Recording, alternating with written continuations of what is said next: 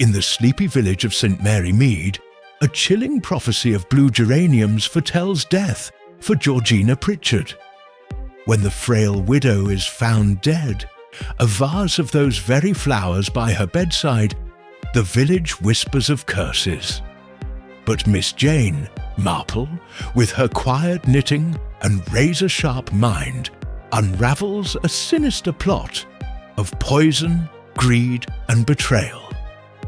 Was it the cunning nurse Clara, the charming nephew Roland, or the timid companion Evelyn? As secrets bloom like deadly flowers, truth emerges, murder hides in the heart of trust. Chapter 1. The Fortune Teller's Warning. The late September sun cast a golden haze over St. Mary Mead, softening the edges of the village's thatched cottages, and lending an almost theatrical glow to the green where Madame Zorina's tent stood. It was a garish affair, all crimson silk and gold tassels, with a hand-painted sign proclaiming Madame Zorina, Seer of Fates. The villagers, usually content with their predictable routines, found themselves drawn to this exotic intrusion, whispering about the woman's uncanny predictions.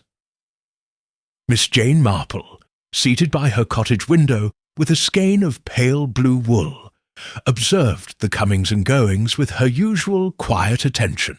Her knitting needles clicked in a steady rhythm, but her eyes, sharp behind their mild expression, missed nothing.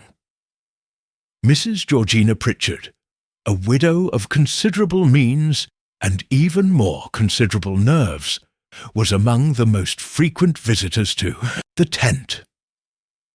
Georgina, who lived at Laurel Cottage on the edge of the village, was known for her delicate health and her susceptibility to omens. She had once refused to leave her house for a week after a black cat crossed her path, a fact the village still chuckled over. So when she emerged from Madame Zorina's tent one Thursday afternoon, her face ashen and her gloved hands clutching her handbag, it was no surprise that the news spread swiftly. Miss Marple heard the story that same evening at the vicarage, where she had been invited for tea. The vicar's wife, Mrs. Clement, had gathered a small circle. Miss Weatherby, the postmistress Mrs. Price, and Georgina herself, to discuss the upcoming church fete. But the conversation soon turned to Madame Zorina.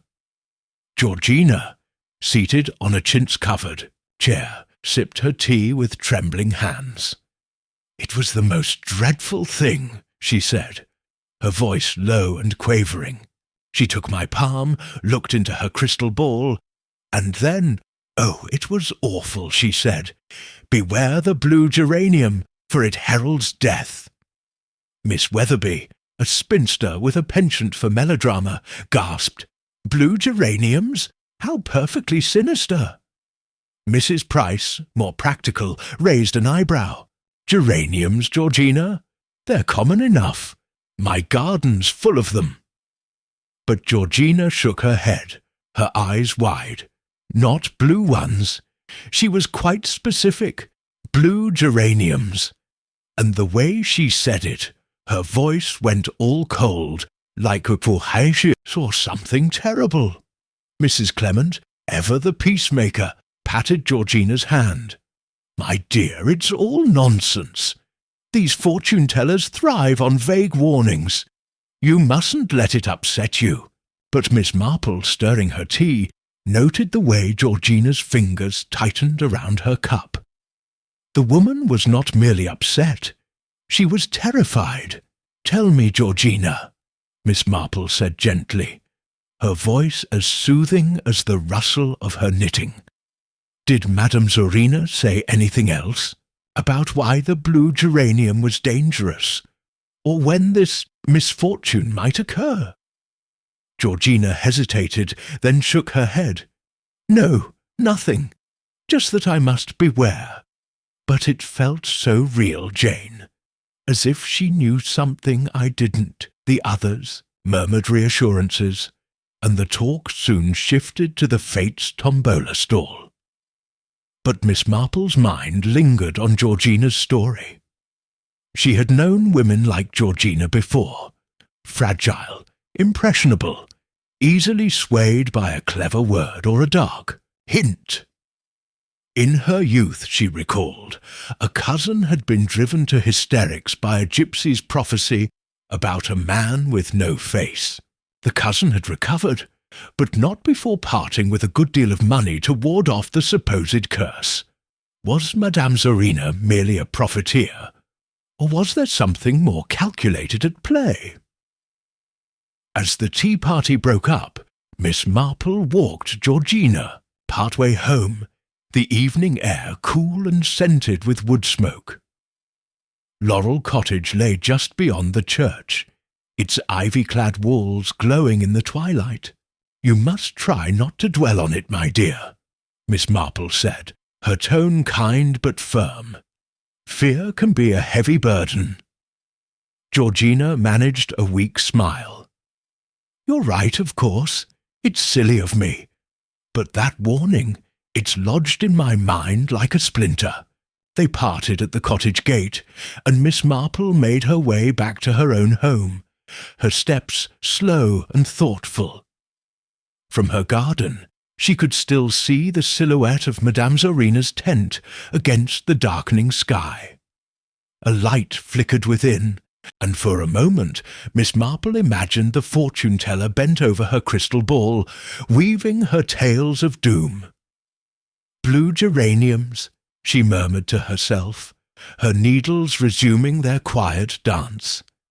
How very curious! In her cosy sitting room she settled by the fire, her mind sifting through the day's impressions.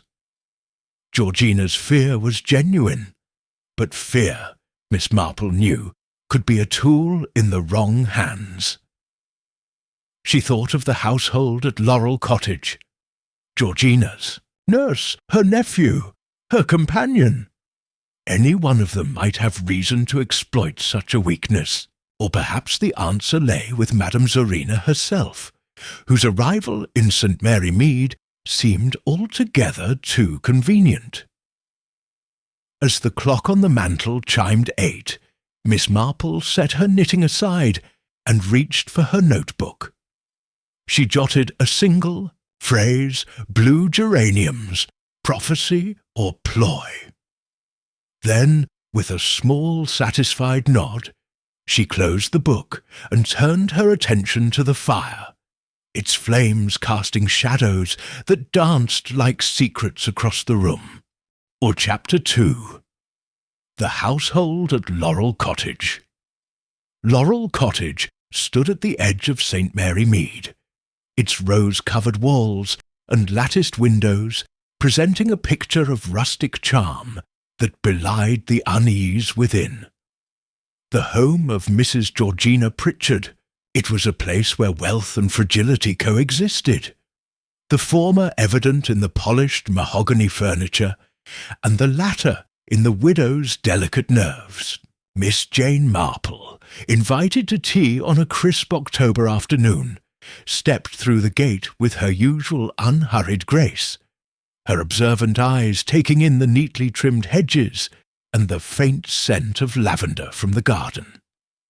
Georgina, still shaken by Madame Zorina's prophecy, greeted Miss Marple with a flutter of nervous energy. "Oh, Jane, you're so kind to come," she said, her hands twisting a lace handkerchief. "I've hardly slept since that dreadful warning." Her voice, though soft, carried a tremor that Miss Marple noted as she followed her hostess into the drawing-room. The room was oppressively warm, the fire blazing despite the mild weather, and the air held a faint medicinal tang. The household at Laurel Cottage was small but distinct in its dynamics. Clara Wade, Georgina's nurse, was a woman of about 35, with a brisk manner and eyes that seemed to assess rather than engage. She wore a starched uniform that rustled faintly as she moved, and her role extended beyond medical care to managing the household's daily rhythm. "Mrs. Pritchard needs calm," Clara said, pouring tea with practiced efficiency. "All this talk of blue flowers is nonsense, but it's upset her terribly." Her tone was firm, almost dismissive, yet Miss Marple detected a flicker of impatience in her glance toward Georgina. Roland Pritchard, Georgina's nephew, lounged in an armchair by the window, his boyish charm undimmed by the faint lines of dissipation around his eyes. He was in his late 20s, with a disarming smile and a habit of running his fingers through his dark hair. "Aunt Georgina, you mustn't let that fortune-teller's drivel get to you," he said, his voice light but with an edge of exasperation. "Blue geraniums indeed. Next, she'll have you fearing red roses or yellow daisies." He laughed, but Miss Marple noted that his amusement did not reach his eyes, which darted briefly to Clara before returning to his teacup. The final member of the household was Miss Evelyn Carter, Georgina's companion, a woman whose presence was so unobtrusive she might have been mistaken for a shadow. Thin and pale, with mousy hair pinned tightly back, Evelyn had a habit of starting at sudden noises, a dropped spoon, a creaking floorboard. She sat slightly apart, her hands folded in her lap, and spoke only when addressed. "The wallpaper in the dining room," she ventured timidly. "It's got blue geraniums on it. Mrs. Pritchard says it must be changed." Her voice was barely above a whisper, and she flinched as Roland let out a snort. "Wallpaper!" he exclaimed. "Aunt, you can't mean to rip out perfectly good paper over a silly prediction." Georgina's lips tightened, and she turned to Miss Marple. "It's not silly, Roland, it's unsettling. Every time I see those flowers, I feel a chill." Miss Marple, sipping her tea, studied the exchange.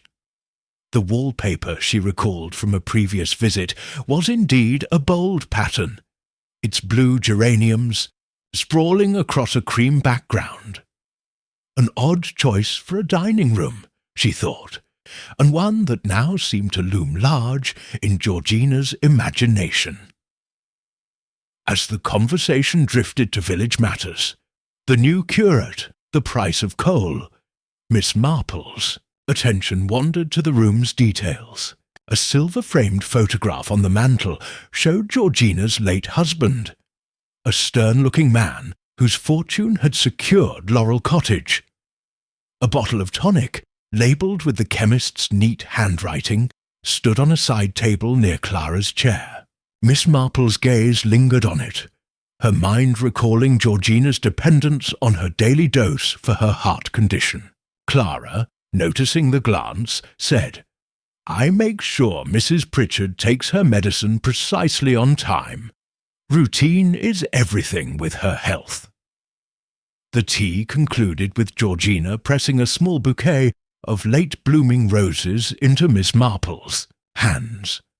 "From the garden," she said, her smile fragile.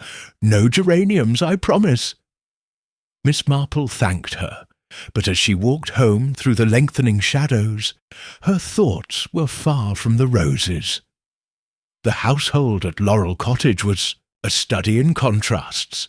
Clara's cool competence, Roland's careless charm, Evelyn's shrinking timidity, and Georgina's growing fear. Each, Miss Marple suspected, played a role in the drama unfolding around the fortune-teller's warning. Back in her cottage, she settled into her armchair, the roses arranged in a vase on the table. Her knitting lay untouched as she considered the scene she had witnessed. Roland's flippancy could mask calculation. Young men with expensive tastes often found their aunt's fortunes tempting.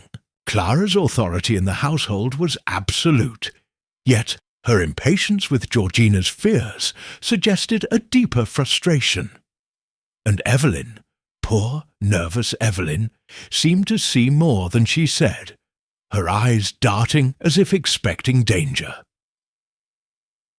Miss Marple's gaze fell on the roses, their petals soft against the lamplight. Flowers, she mused, could be symbols of love or mourning, or in the right hands something far more sinister. She reached for her notebook and wrote, "Household tensions, fear as a weapon." Then, with a quiet sigh, she turned to the window, where the last light of day faded over St. Mary Mead, and the silhouette of Madame Zorina's tent lingered like a question mark on the horizon. Chapter 3. The First Omen. The October days in St. Mary Mead had taken on a brittle edge, the air sharp with the scent of fallen leaves and the promise of frost. Laurel Cottage, with its ivy-clad walls and glowing windows, seemed to hunker down against the chill, as if guarding its secrets from the world beyond. Inside, Georgina Pritchard's nerves, already frayed by Madame Zorina's prophecy, teetered on the brink of collapse. Miss Jane Marple, walking the lane to the village shop, heard the whispers. Georgina had taken to her bed, refusing to leave her room, her fear of the blue geranium now an obsession. The village, ever eager for drama, buzzed with speculation, but Miss Marple's thoughts were more measured, her mind sifting through the threads of unease that had begun to weave themselves around Laurel Cottage. It was on a Tuesday morning, grey and blustery, that the first tangible sign of the fortune-teller's warning appeared. Miss Marple, returning from the post office with a parcel of wool, encountered Mrs. Price, the postmistress, whose eyes gleamed with the thrill of gossip. "You'll never believe it, Miss Marple," she said, leaning over the hedge that separated her cottage from the lane. "They found a blue geranium in Mrs. Pritchard's garden, right among her roses, bold as you please. She's in a state, poor thing, says it's the beginning of the end." Miss Marple's eyebrows lifted slightly, her expression one of polite interest, though her mind quickened. "A blue geranium, you say? How extraordinary! I thought they were rather rare in these parts." Mrs. Price nodded vigorously. "That's just it. Old Tompkins, the gardener, swears he never planted it. Says it's not natural, a flower like that springing up overnight. Mrs. Pritchard's taken it as a sign, just like that Zorina woman said. The news, Miss Marple knew, would spread like wildfire." She thanked Mrs. Price and continued her walk, her steps slow and deliberate. A blue geranium in Georgina's garden was no small matter, not when the widow's fear had already been stoked to fever pitch. Was it a cruel prank, designed to unsettle her further? Or something more deliberate, a step in a darker design? Miss Marple's thoughts turned to the household at Laurel Cottage. Clara Wade's cool efficiency, Roland Pritchard's careless charm, Evelyn Carter's nervous reticence. Any one of them, she mused, might have reason to exploit Georgina's superstition, though the why and how remained elusive. By afternoon, the village's curiosity could no longer be contained.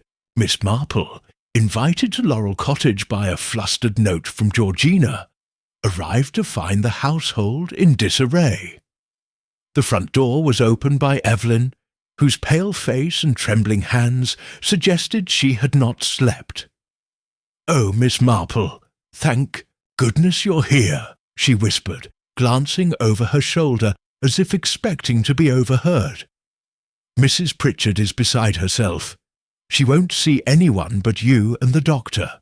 The drawing-room, usually a haven of warmth, felt oppressive. The fire banked too high, and the curtains half drawn against the grey light. Georgina lay on a chaise longue, a shawl draped over her shoulders, her face as white as the lace at her throat. Clara stood nearby, her expression one of professional calm, though her fingers twitched at her sides. Roland, pacing by the window, turned as Miss Marple entered, his smile strained.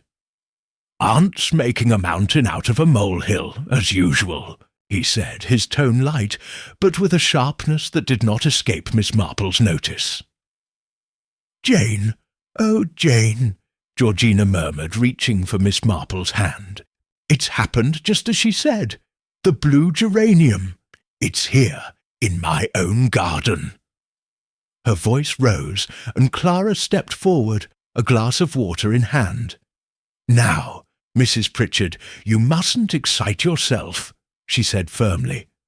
"Doctor, Haydock will be here soon, and he'll set you right." But Georgina shook her head, her eyes fixed on Miss Marple. "It's not my health, Clara. It's the warning. It's death, Jane, coming for me." Miss Marple, seating herself beside Georgina, patted her hand gently.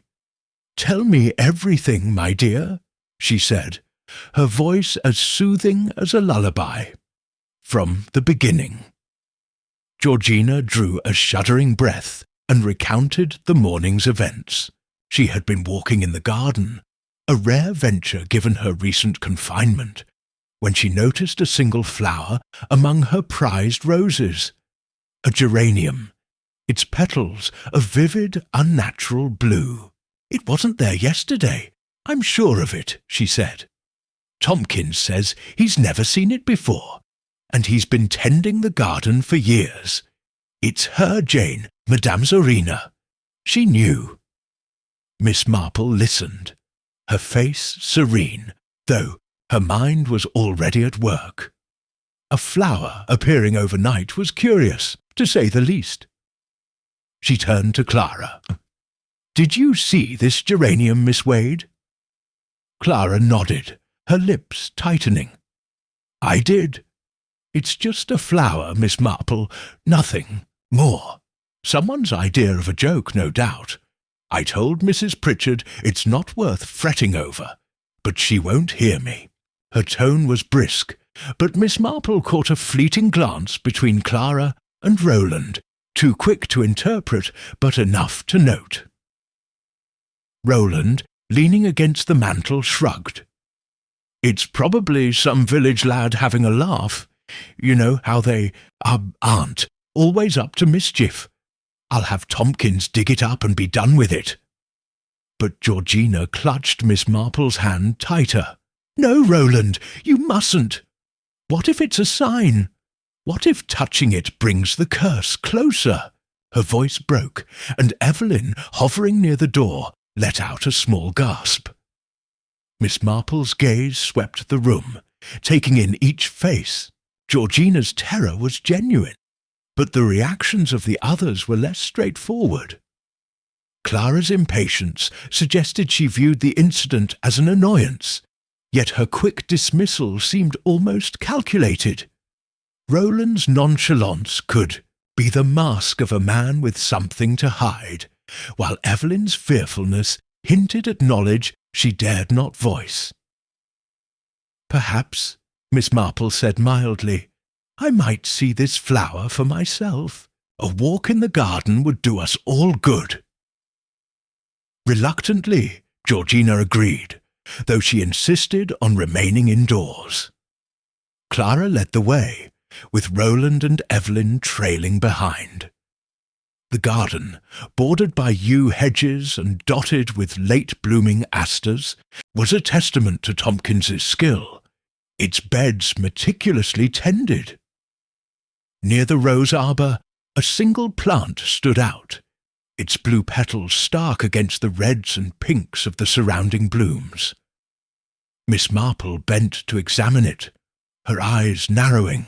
The geranium was healthy, its roots firmly embedded, yet it seemed oddly out of place, as if it had been transplanted rather than grown naturally. "Curious," she murmured, straightening. "It does seem to have appeared quite suddenly." She turned to Clara. "Has anyone been in the garden recently, besides Tompkins?" Clara shook her head. "Not that I know of. The gate's kept locked, and Tompkins is particular about strangers." Roland, lighting a cigarette, chuckled. "What, you think someone sneaked in to plant a flower? That's a bit far-fetched, even for St. Mary Mead." Miss Marple smiled faintly. "People do the strangest things, Mr. Pritchard, when they have a purpose." She glanced at Evelyn, who was staring at the geranium as if it might leap from the soil. "Miss Carter, have you noticed anything unusual in the garden lately?" Evelyn started, her hands twisting together. "No, I don't come out here much. It's Mrs. Pritchard's garden, really." Her voice was barely audible, and she looked away, her cheeks flushing. The group returned to the house, where Georgina awaited them, her eyes searching Miss Marple's face. "What do you think, Jane? Is it a sign?" Miss Marple settled beside her, her tone reassuring.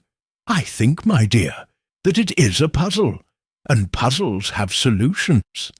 We mustn't let fear cloud our judgment." But Georgina's lips trembled. "I want to believe you, but every time I close my eyes, I see those flowers. They're everywhere. In the wallpaper, in my dreams." The mention of the wallpaper piqued Miss Marple's interest. She recalled the dining room's garish pattern, its blue geraniums sprawling across the walls. "Perhaps," she suggested, "a change of scenery might help. Why not spend a few days with friends, or even in town?" But Georgina shook her head. "I can't leave, Jane. This is my home, and besides, what if the curse follows me?" Her voice broke, and Clara, with a sigh, administered a sedative, guiding Georgina upstairs to rest. As Miss Marple prepared to leave, Roland walked her to the gate, his manner more subdued than before. "She's always been like this, you know," he said, kicking at a pebble, "jumping at shadows. But this flower business, it's got her properly unhinged. I hope you can talk some sense into her, Miss Marple."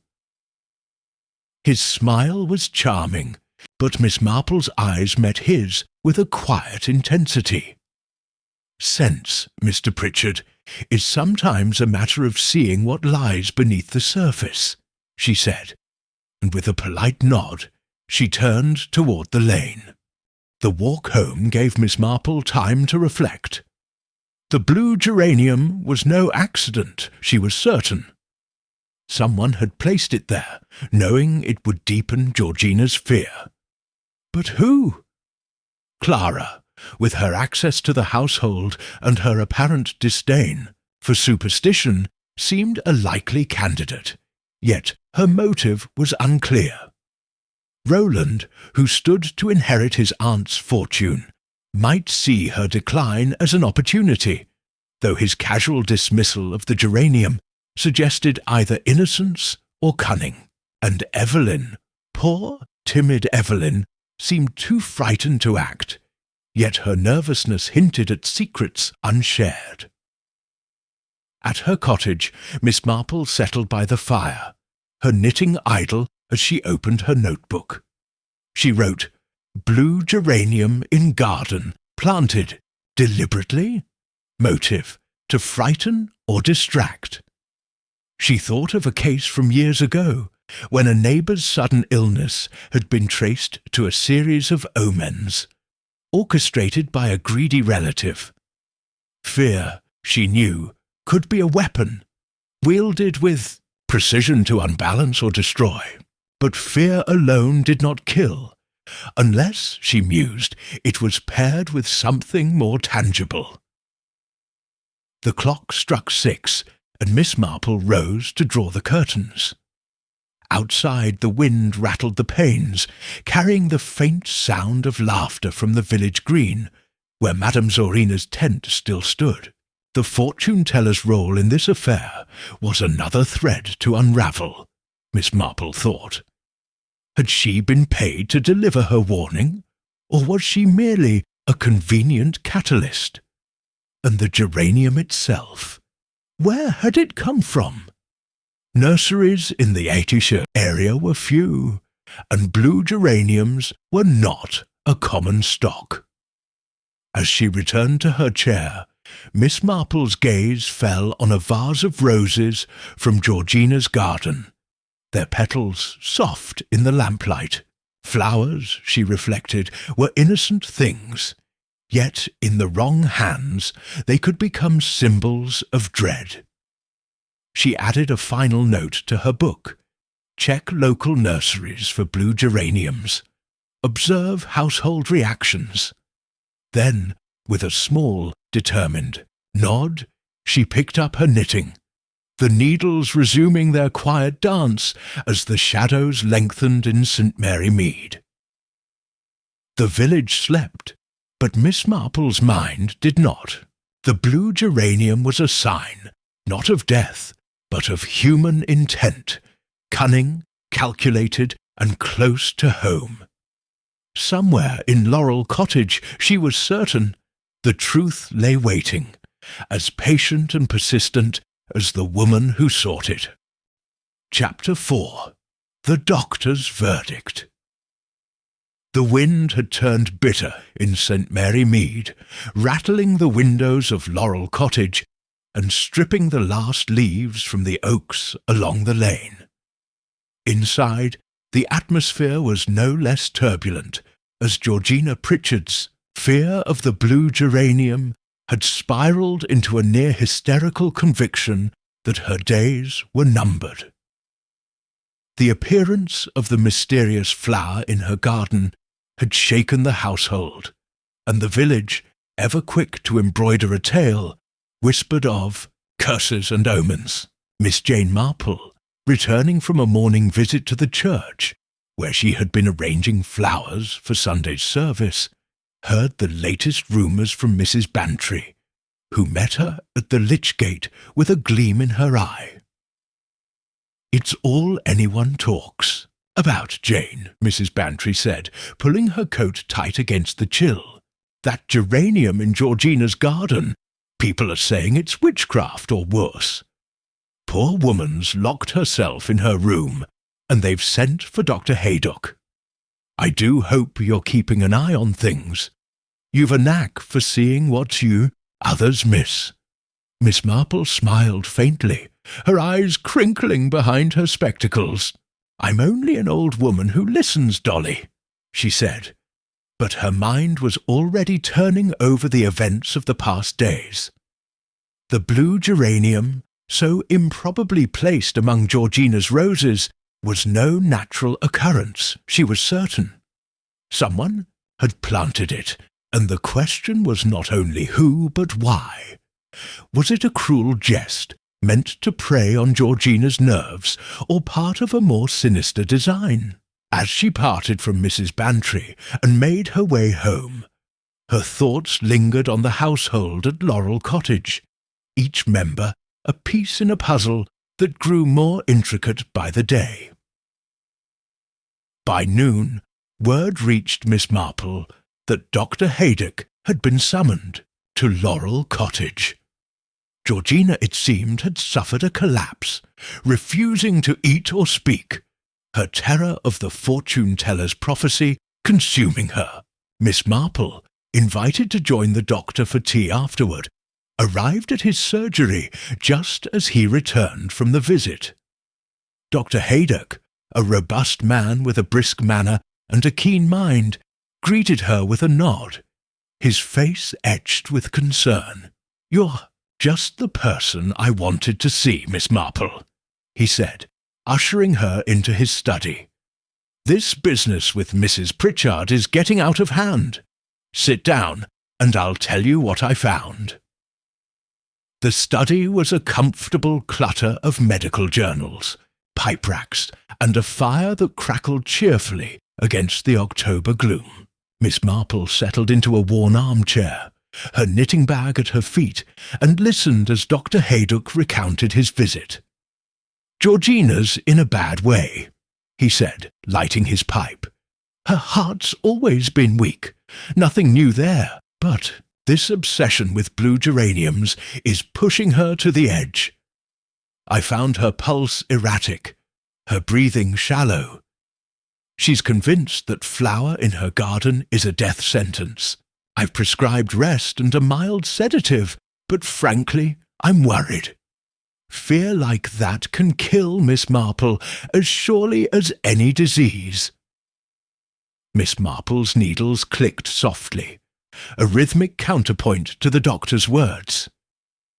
"You think her fear alone could be fatal?" she asked, her tone mild but her eyes sharp. Dr. Haydock nodded, exhaling a plume of smoke. "I've seen it before. A patient believes they're doomed, and the body follows the mind. That fortune-teller, Madame Zorina, is it, has a lot to answer for. I'd like to give her a piece of my mind for stirring up this nonsense." Miss Marple tilted her head, considering. And yet the geranium itself is real enough. It appeared so suddenly, and in such a specific place. Do you think it possible, Doctor, that someone placed it there deliberately to heighten her fear? Dr. Haydock's eyebrows rose, and he set his pipe down. "You mean sabotage? That's a grim thought, but I wouldn't put it past some people. Georgina's wealth makes her a target, and that nephew of hers, Roland, isn't it, has a reputation for living beyond his means. Still, it's a stretch to think he'd stoop to such a trick." "Perhaps," Miss Marple said, her voice soft, "but human nature is often more predictable than we like to admit. In my experience, fear can be a tool, wielded with precision to achieve all manner of ends." She thought of a case from her youth, when a governess had used ghostly tales to manipulate a child into revealing a family secret. The method was different, but the principle was the same. Exploit weakness, and the rest follows. Dr. Haydock leaned back, studying her. "You're thinking someone in that household is behind it, aren't you? Clara Wade, maybe, or that nervous companion Evelyn Carter?"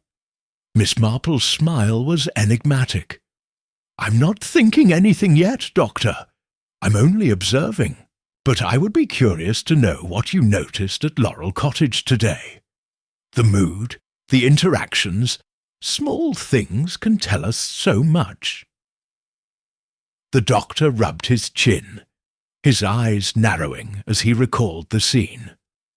"It was tense, I'll give you that. Georgina was in her bedroom, curtains drawn, looking like she'd seen a ghost. Clara was hovering all business, but I got the sense she was fed up with the whole affair. She kept saying the geranium was a prank, nothing more, and that Georgina needed to pull herself together. Roland was there too, lounging about, trying to make light of it. He suggested burning the flower to break the curse, which only made Georgina worse. And Evelyn, well, she was practically invisible, skulking in the corner, wringing her hands. I don't think she said a word the whole time." Miss Marple's needles paused, her mind cataloguing the details. Clara's impatience, Roland's flippancy, Evelyn's silence, each suggested a different response to the crisis, and none felt entirely innocent. "And the geranium itself?" she asked. "Did you see it?" Dr. Haydock shook his head. "Not today. Clara said Tompkins had been told to leave it alone, per Georgina's orders. She's terrified of anyone touching it, says it's tainted, I didn't press the point. My job was to calm her, not stir things up. The conversation turned to medical matters, with Dr. Haydock explaining Georgina's heart condition in more detail. "It's a chronic issue," he said, "but manageable with the right care. She takes a tonic daily, potassium-based, to regulate her heartbeat. Clara administers it, and I check the dosage every month. If she'd stick to rest and avoid these hysterics, she could live years yet." Miss Marple nodded, her thoughts drifting to the tonic bottle she had seen at Laurel Cottage, its label crisp and precise. A routine so integral to Georgina's. Life could be a vulnerability, she mused, if someone chose to exploit it. As the clock struck 4, Miss Marple rose, thanking Dr. Haydock for his time. "You've given me much to think about," she said, her tone as gentle as ever. "I do hope Georgina finds some peace soon." The doctor saw her to the door, his expression wry. "If anyone can get to the bottom of this, Miss Marple, it's you. Just don't let that fortune-teller sell you any prophecies." The walk back to her cottage was brisk, the wind tugging at Miss Marple's scarf as she turned over the doctor's words. Fear could kill, he had said, and she did not doubt it. But fear could also be a distraction, a veil drawn over something more tangible.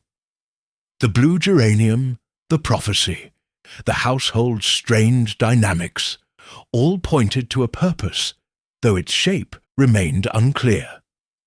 She thought of Clara, whose control over Georgina's care gave her power, and Roland, whose charm might conceal a desperate need for his aunt's fortune. Evelyn, too, was a puzzle, her timidity perhaps a mask for something unspoken. At home, Miss Marple settled by the fire, her knitting untouched as she opened her notebook. She wrote, "Dr. Haydock confirms Georgina's heart condition. Fear a real. Danger. Tonic administered by Clara. Opportunity for tampering. Geranium left in place, per Georgina's fear." She paused, then added, "Household roles. Clara authoritative, Roland dismissive, Evelyn withdrawn. Motives unclear, but tension palpable." Her pen lingered over the page, her mind drifting to a lecture she had once attended, given by a retired inspector friend, Sir Henry Clithering.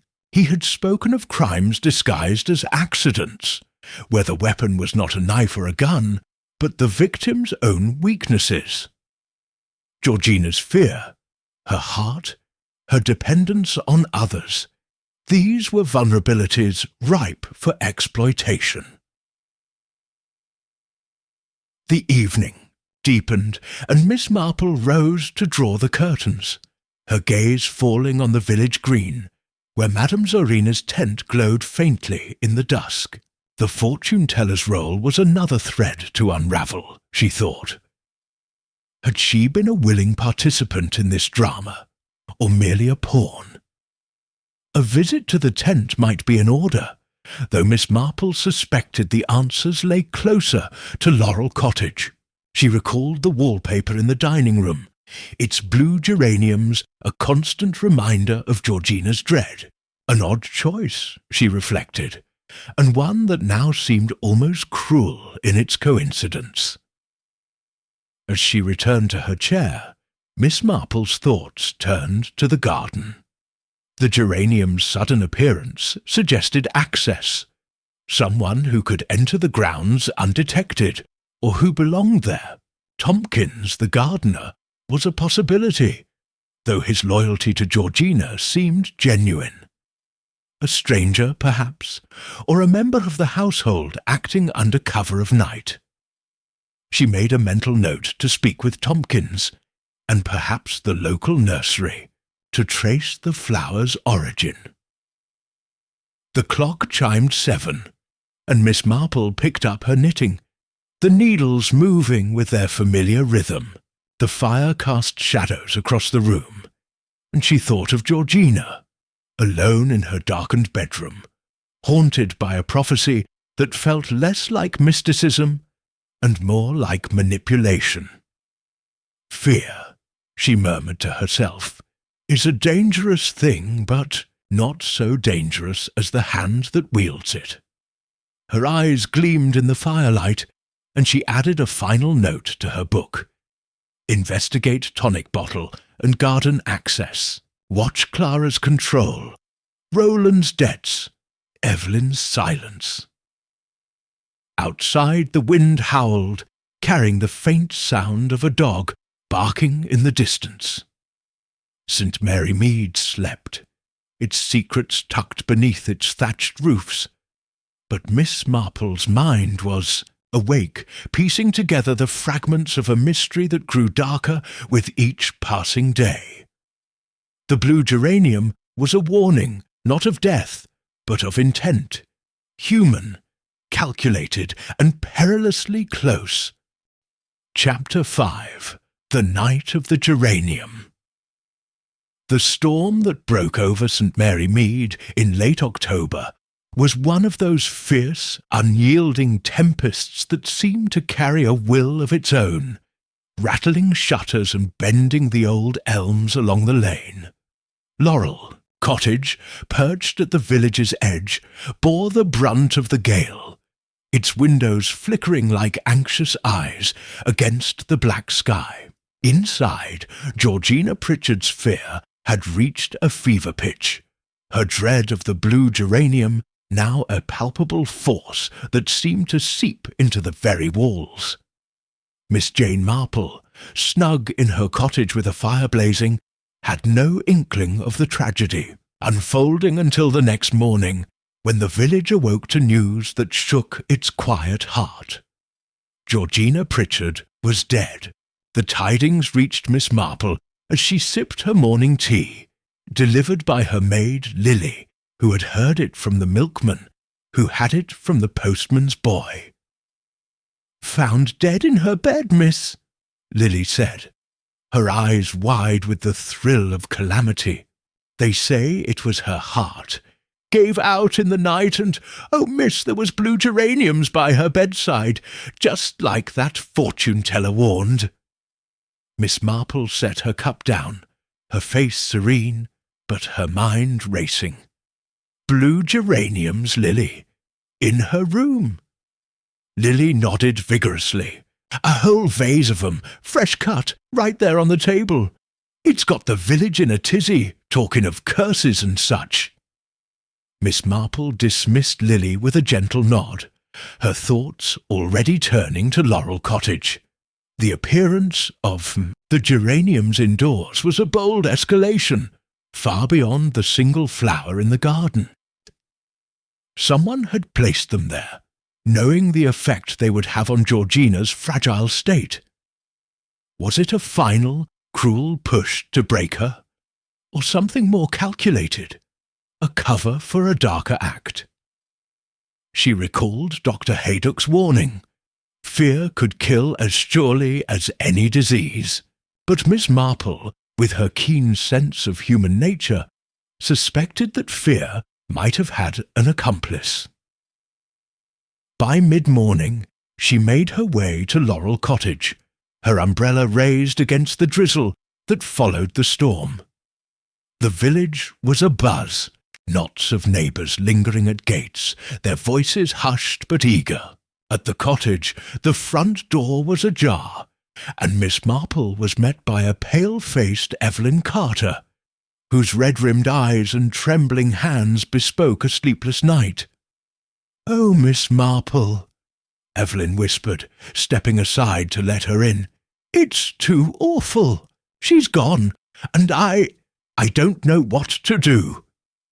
Her voice broke, and she pressed a handkerchief to her lips, glancing nervously toward the stairs. The drawing-room was a scene of subdued chaos. Dr. Haydock was there, conferring with the coroner, Mr.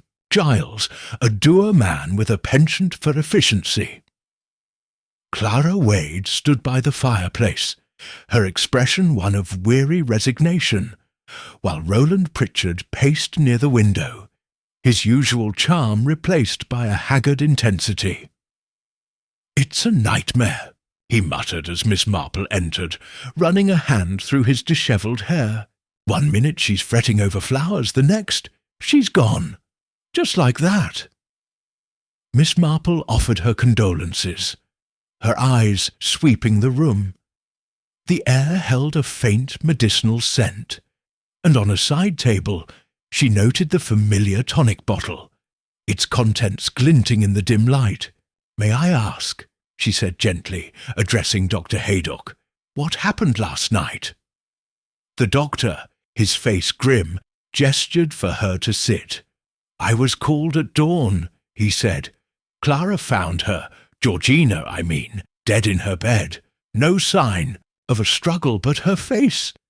It was contorted, as if she'd seen something terrifying. And there, on the bedside table, was a vase of blue geraniums, freshly cut. I'd say her heart gave out, likely from sheer fright, but we'll need the coroner's report to be sure." Mr. Giles, scribbling in his notebook, looked up. "Heart failure's my preliminary finding, Miss Marple. Mrs. Pritchard's condition was well known, and this business with the flowers, well, it's no wonder she was overwrought. The inquest will confirm, but I see no need for alarm." His tone was final, but Miss Marple's serene expression hid a mind that was far from satisfied. "And the geraniums?" she asked. "How did they come to be in her room?" Clara spoke up, her voice steady but clipped. "I don't know, Miss Marple. I gave her the tonic last night as usual around 9. She was agitated, kept talking about the garden flower, but I calmed her down and left her to sleep. The vase was already there when I checked on her later, around 10, I think. I assumed Evelyn or Roland brought them in, though why anyone would is beyond me." Her eyes flicked to Roland, who stopped pacing and threw up his hands. "Don't look at me," he said, his voice sharp. "I was at the Red Lion till closing. Half the village can vouch for me. I didn't even see Aunt Georgina yesterday. She was shut up in her room all day." Evelyn, hovering near the door, shook her head faintly. "I didn't either," she murmured. "I had a headache and went to bed early. I never went near her room." Her words were barely audible, and she shrank back as if expecting reproach. Miss Marple's gaze lingered on each of them, her mind cataloguing their responses. Clara's account was precise, almost rehearsed, while Roland's alibi was convenient, if verifiable. Evelyn's denial felt genuine, but her nervousness suggested she knew more than she let on. "It's very curious," Miss Marple said mildly, "that such flowers should appear in her room at such a moment. Had anyone been in the garden yesterday? Perhaps cutting flowers?" Clara shook her head. "Not that I saw. Tompkins was there in the morning, but he's not one for geraniums, and the storm would have kept anyone else away." Dr. Haydock, sensing the tension, cleared his throat. "Look, Miss Marple, I know you've a sharp eye for these things, but sometimes a tragedy is just that. Georgina was frail, and this obsession with the prophecy pushed her over the edge. Those flowers, however they got there, were the last straw." Miss Marple nodded, her expression one of polite agreement, but her thoughts were elsewhere. She recalled a case Sir Henry Clithering had once described, where a death attributed to fright had masked a subtle poisoning. The symptoms, heart failure, a contorted face, could fit if one were looking for more than coincidence. The coroner excused himself to prepare for the inquest, and Dr. Haydock offered to walk Miss Marple part way home. As they stepped into the drizzle, he lowered his voice. "Between you and me, Jane, I'm not entirely happy with this. Georgina's heart was weak, yes, but she was stable. I checked her tonic myself last week, and Clara's meticulous with the dose. Still, I've asked for a post-mortem, just to rule out anything unusual." Miss Marple's eyes gleamed behind her spectacles. "A wise precaution, Doctor. Small details can tell us so much, can't they? For instance, that tonic bottle. Did it seem full when you saw it today?" Dr. Haydock frowned, his brow furrowing. "Now that you mention it, it did look low. But Clara refills it regularly, so that's not surprising. Why do you ask?" Miss Marple smiled, her tone light. "Oh, just an old woman's curiosity. I do wonder, though, who had access to her room last night. A locked door is no barrier to someone within the house." The doctor gave her a sharp look, but said nothing, and they parted at the lane with a mutual understanding that the matter was far from closed. Back at her cottage, Miss Marple settled, by the fire, her knitting idle as she opened her notebook. She wrote, "Georgina dead. Heart failure, per coroner, but post-mortem pending. Blue geraniums in room, placed deliberately. Tonic bottle low, tampering possible. Clara claims vase present at 10 p.m. Roland at pub, Evelyn in bed." She paused, her pen hovering, then added, "Motive. Inheritance for Roland, control for Clara, fear for Evelyn. Check alibis, garden access, tonic source." Her thoughts turned to the geraniums, their vivid blue a stark contrast to the storm's grey. Freshly cut, Clara had said, which meant someone had braved the gale to gather them, or had prepared them earlier, waiting for the right moment. The village, meanwhile, was alight with speculation. At the shop, Miss Marple overheard Mrs. Price regaling a customer with the tale. "Dead of fright, mark my words, with those cursed flowers staring her in the face." The postmistress's relish was tempered by a shiver, and Miss Marple, selecting a skein of wool, made a mental note to visit the Red Lion. Roland's alibi, if true, would narrow the field, but alibis, she knew, could be arranged. She thought of a long-ago incident in her village, when a young man had claimed to be at a dance, while his accomplice worked mischief elsewhere. Human nature, she reflected, was as predictable as it was devious. That afternoon she called at the vicarage, where Mrs. Clement was organising a memorial for Georgina. The vicar's wife, a kind soul with a tendency to ramble, was full of sympathy. "Poor Georgina, to die so frightened," she said, pouring tea. "And those flowers? Jane, do you think there's anything to this prophecy nonsense?" Miss Marple sipped her tea, her expression serene. "I think, Griselda, that prophecies are often what we make of them. But I'd be curious to know if anyone saw strangers near Laurel Cottage yesterday, or perhaps someone carrying flowers." Mrs. Clement's eyes widened. "You think it was deliberate? Oh, Jane, how dreadful! I'll ask around. Discreetly, of course." As Miss Marple walked home, the drizzle had ceased, leaving the air damp and heavy. She passed the village green, where Madame Zorina's tent stood, its colours muted by the wet. The fortune-teller's role was a nagging question. Had she been paid to plant the seed of fear, or was she merely a convenient scapegoat?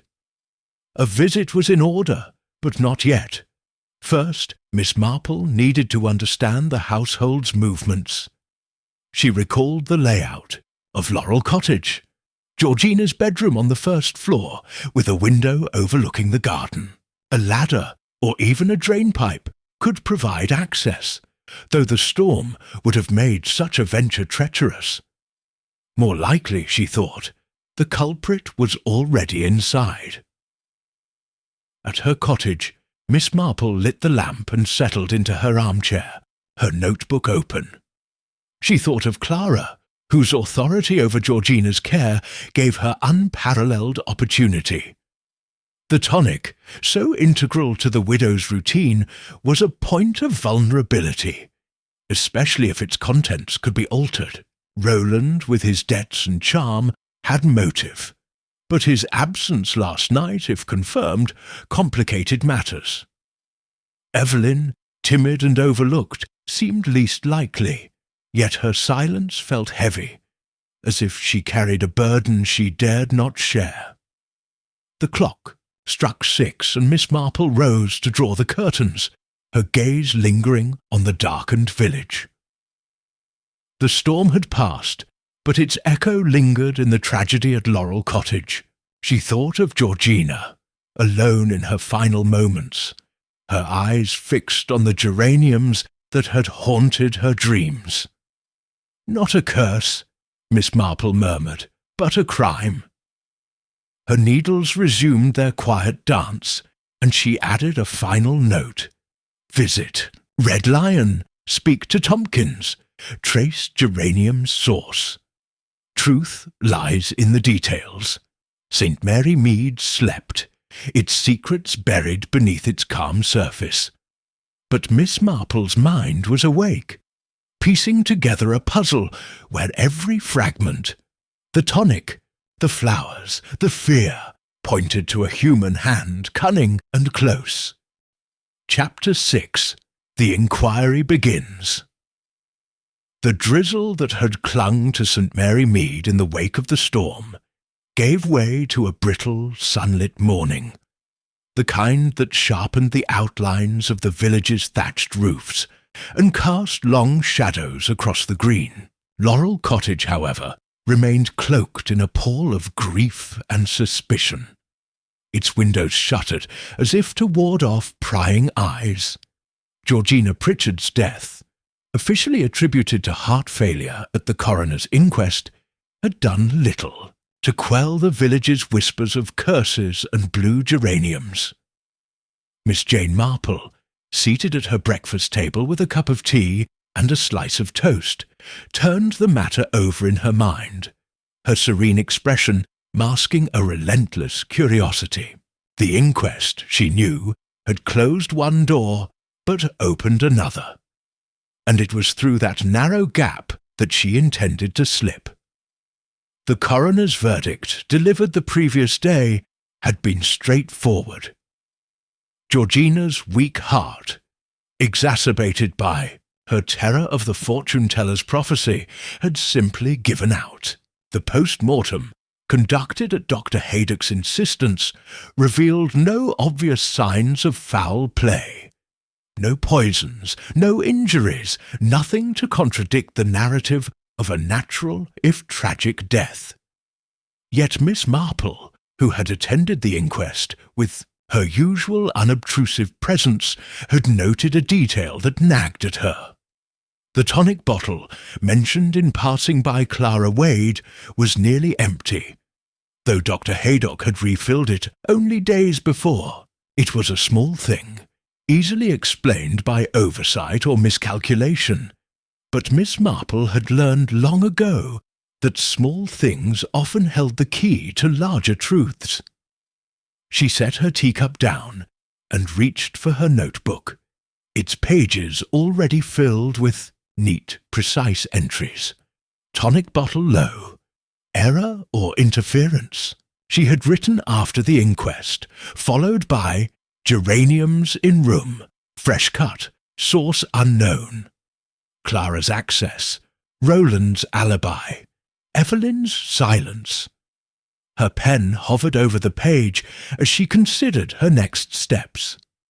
The village, with its web of gossip and observation, was a resource she could not ignore. Nor could she overlook the household at Laurel Cottage, where tension simmered beneath the surface like a kettle left too long on the fire. Clara, Roland, Evelyn, each had a role in this drama, and Miss Marple intended to understand it. Her first task was to verify Roland's alibi. His claim of being at the Red Lion until closing on the night of Georgina's death was plausible. But alibis, as Miss Marple well knew, could be constructed as carefully as a house of cards. She dressed for the day, choosing a tweed skirt and a cardigan in soft lavender, her hat pinned firmly against the morning breeze. The Red Lion, a cosy pub at the heart of the village, was a likely starting point. Its landlord, Mr. Higgs, known for his sharp memory and loquacious nature. The pub was quiet when she arrived, its oak beams and polished brass gleaming in the sunlight that streamed through the mullioned windows. Mr. Higgs, wiping down the bar, greeted her with a nod. "Morning, Miss Marple. Bit early for you, ain't it? Come about poor Mrs. Pritchard, I reckon." His tone was sympathetic, but tinged with the eagerness of one who sensed a story. Miss Marple smiled, settling onto a stool with her knitting, bag at her side. "You're quite right, Mr. Higgs. I was hoping you might recall the night she passed. The storm, wasn't it? Mr. Roland Pritchard mentioned he was here." Mr. Higgs nodded, his cloth pausing mid-swipe. "Oh, aye, he was. Here, right enough. Came in around 8, stayed till we shut at 11. Bit of a state he was, drinking more than usual, talking loud about his aunt's flower nonsense. Said she was driving him mad with her fears." He leaned closer, lowering his voice. "Mind, he left for a bit, maybe half an hour, around 9. Said he needed air, but it was pouring cats and dogs. Came back soaked but cheerful enough. Reckon he was just dodging the rain somewhere." Miss Marple's needles clicked softly, her face betraying nothing. "Half an hour, you say? That's curious in such weather. Did he mention where he went?" Mr. Higgs shook his head. "Not a word. But he was back before the worst of the storm hit, so I didn't think much of it." She thanked him, tucking the information away like a skein of wool. Roland's absence, however brief, opened a window of opportunity. Enough time, perhaps, to slip back to Laurel Cottage and place the geraniums in Georgina's room, but why and how remained unclear. Her next stop was the village shop, where Mrs. Price, the postmistress, presided over a counter laden with jars of sweets and stacks of envelopes. Mrs. Price, whose knack for noticing details rivaled Miss Marple's own, was sorting mail when she entered. "Miss Marple, I was just saying to Mrs. Bantry, this business with Mrs. Pritchard's got me all aflutter. Blue geraniums in her room, can you imagine? And now they say the one in the garden's gone, vanished like it was never there." She eyes gleamed with the thrill of mystery, and Miss Marple seized the opening. "Vanished, Mrs. Price? That's most peculiar. When did this happen?" Mrs. Price leaned forward, her voice dropping to a conspiratorial whisper. "Day after she died, so Tompkins says. He went to check the garden, thinking to dig it up for her peace of mind, but it was gone, roots and all, like someone yanked it out in the night. He's proper spooked, says it's not natural." Miss Marple's eyebrows lifted slightly. "Indeed, and has Tompkins noticed anyone unusual in the garden lately? Visitors, perhaps, or strangers?" Mrs. Price shook her head. "Not that he's said, but I did see Clara Wade at the chemist's a week back, buying something odd. Potassium cyanide it was for cleaning, she said. I thought it queer, a nurse buying such a thing, but Mr. Jenkins at the chemist didn't bat an eye. Miss Marple's needles paused, her mind quickening. Potassium cyanide was a deadly poison, capable of mimicking heart failure in the right dose. Clara's purchase, however innocent, was a thread worth pulling. "Thank you, Mrs. Price," she said, her tone mild. "You've been most helpful." As she left the shop, Miss Marple's thoughts turned to the garden. The disappearance of the geranium suggested a deliberate effort to erase evidence. But by whom? Tompkins, the gardener, was a gruff but loyal man, unlikely to meddle without cause. She decided to speak with him directly, and made her way to Laurel Cottage, where the garden gate stood ajar, its hinges creaking in the breeze. Tompkins was raking leaves near the rose arbour, his weathered face set in a scowl. "Morning, Miss Marple," he grunted, leaning on his rake. "Come about the mistress, I suppose? Bad business, that." "Very bad, Mr. Tompkins," she agreed, her voice gentle. "I understand the geranium in the garden caused quite a stir. Mrs. Price tells me it's gone now." Tompkins nodded, his eyes narrowing. "Aye, gone the day after she passed. I went to look at it, thinking to show the doctor, but there was nothing, just a patch of turned earth, like someone dug it up in a hurry. I never touched it, I swear. Mrs. Pritchard was set against it, said it was cursed." His voice held a note of unease, and Miss Marple studied him closely. "Did you see anyone in the garden that day, or the night before? Perhaps someone cutting flowers?" Tompkins scratched his chin, thinking. "Can't say I did. The storm kept folks indoors, and I locked the gate myself that morning. But, well, it's odd, ain't it? Those flowers in her room, blue as the one out here. Someone must have got in, storm or no." Miss Marple nodded, her mind cataloguing his words. The locked gate suggested an insider, someone with access to the key, or the house itself. "You've been most helpful, Mr. Tompkins," she said, and left him to his raking, her thoughts turning to the tonic bottle. Back at her cottage, Miss Marple settled by the fire, her notebook open. The tonic was a recurring thread, its near-empty state a discrepancy that refused to be dismissed. Clara, as Georgina's nurse, controlled its administration, and her purchase of cyanide raised questions that could not be ignored. Miss Marple recalled a lecture by Sir Henry Clithering, her friend from Scotland Yard, about poisons that left little trace, cyanide among them, its effect swift and devastating. Could Clara have tampered with the tonic, using the geraniums as a distraction to mask murder as heart failure? The motive was unclear.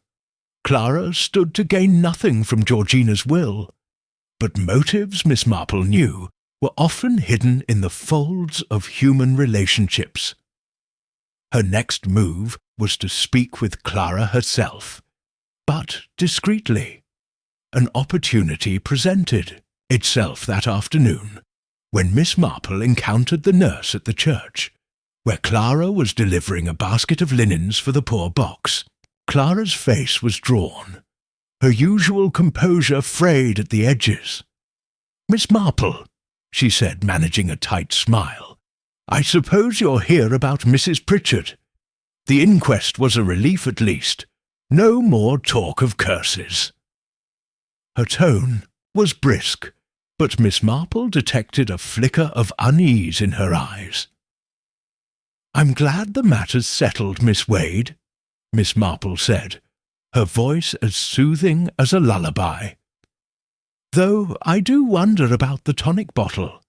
Dr. Haydock mentioned it was nearly empty, which seemed odd so soon after a refill." Clara's smile faltered, her hands tightening on the basket. "Did he?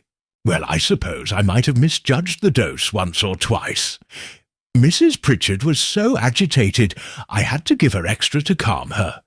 It's all recorded in my log, if you're curious." Her words were smooth, but Miss Marple noted the slight tremor in her fingers. "I'm sure it's all in order," she said mildly. "And the geraniums in her room, such a strange thing to appear so suddenly. You saw them at 10, you said?" Clara nodded, her eyes narrowing.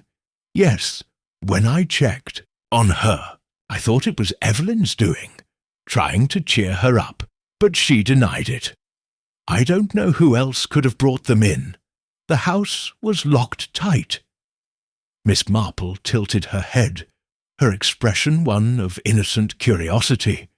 "And you were with her all evening, administering the tonic?" Clara hesitated, then said, "I gave it at 9, as usual, then left her to rest. I was in my room after that reading. Roland was out and Evelyn was asleep, or so she said."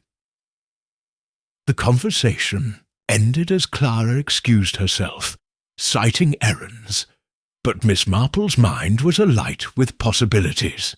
Clara's account was consistent, but her defensiveness about the tonic was telling. A visit to the chemist was in order to confirm the cyanide purchase and its purpose. Miss Marple made her way to Mr. Jenkins's shop, a small establishment smelling of camphor and lavender. Mr. Jenkins, a meticulous man with a ledger for everything, confirmed Mrs. Price's story. Miss Wade bought a small quantity of potassium cyanide. "Oh, about 10 days ago," he said, flipping through his records. "Said it was for cleaning silver, which I thought odd, but she signed for it proper. Nurses know their chemicals, I suppose." Miss Marple thanked him, her thoughts darkening. Cyanide for cleaning was plausible, but its timing, so close to Georgina's death, was suspicious. She recalled a case from her reading, where a poisoner had used a household chemical to deadly effect, relying on superstition to divert suspicion. The geraniums, with their dramatic presence, served a similar purpose, drawing attention from the tonic to the prophecy. But who had orchestrated it? Clara, with her access and expertise, was the obvious choice. Yet Roland's brief absence from the pub and Evelyn's nervous silence could not be dismissed. That evening, Miss Marple sat by her fire, her knitting untouched as she reviewed her notes. Roland absent 9:30 p.m. Time to place geraniums. Clara's cyanide purchase. Tonic discrepancy. Deliberate. Evelyn's denial too quick. Knows something. She thought of the garden gate, locked yet breached, and the geranium's disappearance, a calculated act to erase evidence. Someone was covering their tracks, but imperfectly, leaving threads for a keen eye to follow. The clock struck 8, and Miss Marple rose to draw the curtains, her gaze falling on the village green, where Madame Zorina's tent stood, its silhouette a reminder of the prophecy that had set this chain in motion. The fortune-teller was a piece of the puzzle, perhaps a hired player, perhaps unwitting. A visit was overdue, but first Miss Marple needed to test the household's reactions. She thought of a plan, a small gathering perhaps to discuss Georgina's memorial, where a carefully placed question might unravel a lie. As she returned to her chair, her eyes gleamed in the firelight. The blue geraniums were a distraction, she was certain, but the tonic was the key. Someone had used Georgina's fear to mask a crime, and that someone was still within reach. She added a final note. Speak to Evelyn privately. Visit chemist for tonic records. Confront Zorina. truth in the gaps. Her needles resumed their dance, and St. Mary Mead slept, unaware of the quiet mind piecing together its darkest secret. Chapter 7. The Nurse's Secret. The pale November light filtered through the lace curtains of St. Mary Mead, casting delicate patterns across the cobblestones and lending an air of deceptive calm to the village. At Laurel Cottage, the shadow of Georgina Pritchard's death lingered, a wound unhealed by the coroner's verdict of heart failure. The blue geraniums, both in the garden and by her bedside, had become the stuff of local legend, whispered over teacups and garden hedges. Miss Jane Marple, knitting by her cottage window, turned the matter over in her mind with the patience of a weaver at a loom. The threads of the mystery, Clara Wade's cyanide purchase, the near-empty tonic bottle, Roland Pritchard's convenient alibi, were beginning to form a pattern. But it was the nurse herself who now held Miss Marple's attention. Clara's cool competence, tinged with impatience, suggested a woman with secrets, and Miss Marple intended to uncover them. The morning after her inquiries at the Red Lion and the chemist, Miss Marple set out to speak with Clara, choosing a moment when the nurse was likely to be alone. The village grapevine, ever reliable, informed her via Mrs. Bantry that Clara often walked to the post office around 10, a habit born of sending letters to a sister in Bristol. Miss Marple timed her own errand, a parcel of knitted scarves for the church bazaar, to coincide, and as she approached the post office, she spotted Clara's unmistakable figure, clad in a grey coat, her steps brisk against the chill. "Good morning, Miss Wade," Miss Marple called, her voice as gentle as a summer breeze. Clara turned, her expression one of polite surprise, though her eyes held a guarded flicker. "Miss Marple, what a coincidence! I was just mailing a letter. Are you here for the bazaar preparations?" Her tone was smooth, but Miss Marple noted the slight tightening of her jaw, as if bracing for scrutiny. "Indeed," Miss Marple said, falling into step beside her, "though I confess my thoughts have been with poor Georgina. Such a tragedy, and so sudden. You must feel her loss keenly, having cared for her so diligently." Clara nodded, her gaze fixed on the path ahead. "It's been difficult, yes. She was a challenging patient, always fretting. But I did my best. The inquest put things to rest at least. No one can say I neglected her." The defensiveness in her voice was subtle, but Miss Marple's ear caught it like a false note in a melody. They reached the post office, where Mrs. Price was sorting letters with her usual efficiency.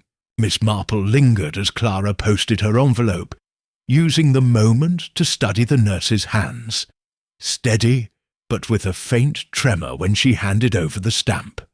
"I was wondering," Miss Marple said as they stepped outside, "about the tonic bottle. Dr. Haydock mentioned it was nearly empty, which seemed odd, given it was refilled so recently.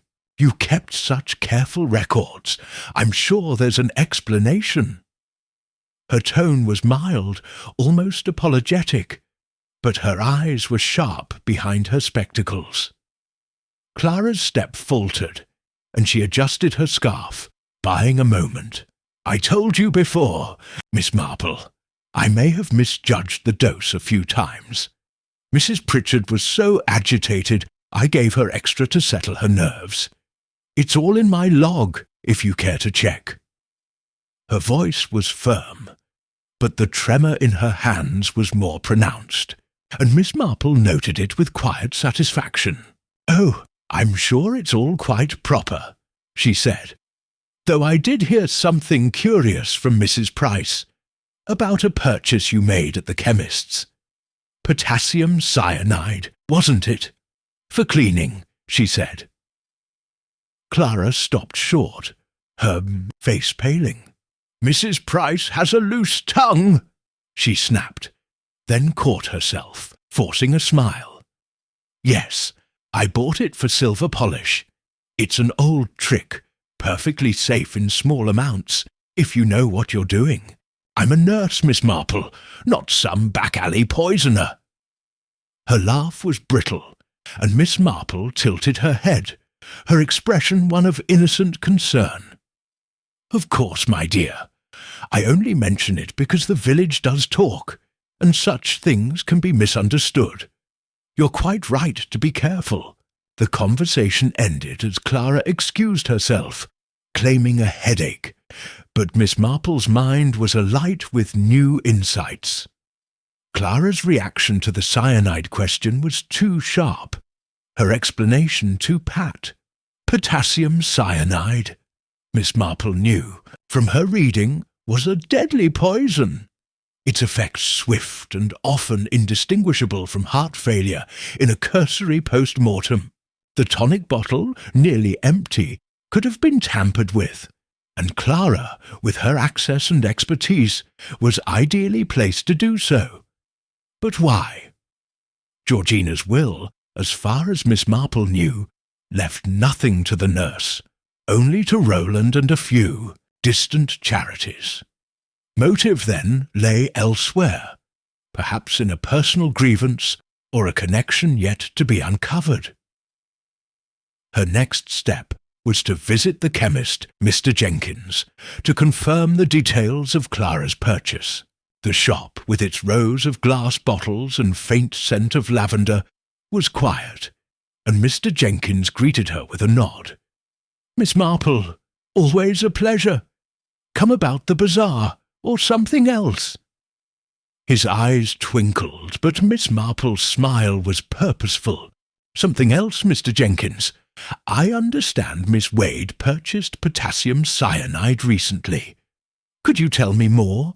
When exactly, and how much? Mr. Jenkins flipped open his ledger, his finger tracing the entries. Here it is, October 20th, 10 days before Mrs. Pritchard passed. A small vial, enough for household use, she said. Signed for it, all proper. I warned her to handle it carefully.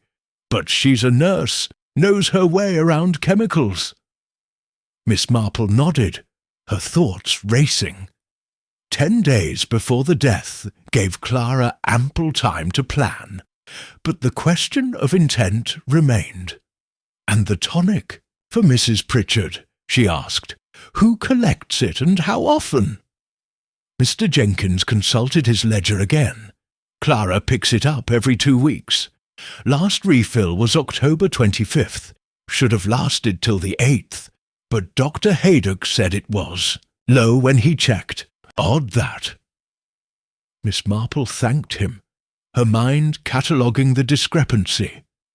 The tonic, refilled 5 days before Georgina's death, should have been nearly full, not nearly empty. Clara's explanation of extra doses was plausible, but it strained credulity, given her meticulous nature. Miss Marple recalled a case Sir Henry Clithering had once shared, where a nurse had poisoned a patient with a subtle overdose, blaming the victim's frailty. The method was different, but the principle, exploiting trust, felt eerily familiar. Her inquiries at the chemist complete, Miss Marple turned her attention to the garden, where the mysterious geranium had appeared and vanished. Tompkins, the gardener, was at Laurel Cottage, pruning the rose arbour with a dour expression. Miss Marple, he said, tipping his cap, still poking about, eh? Can't say I blame you. That flower business ain't right.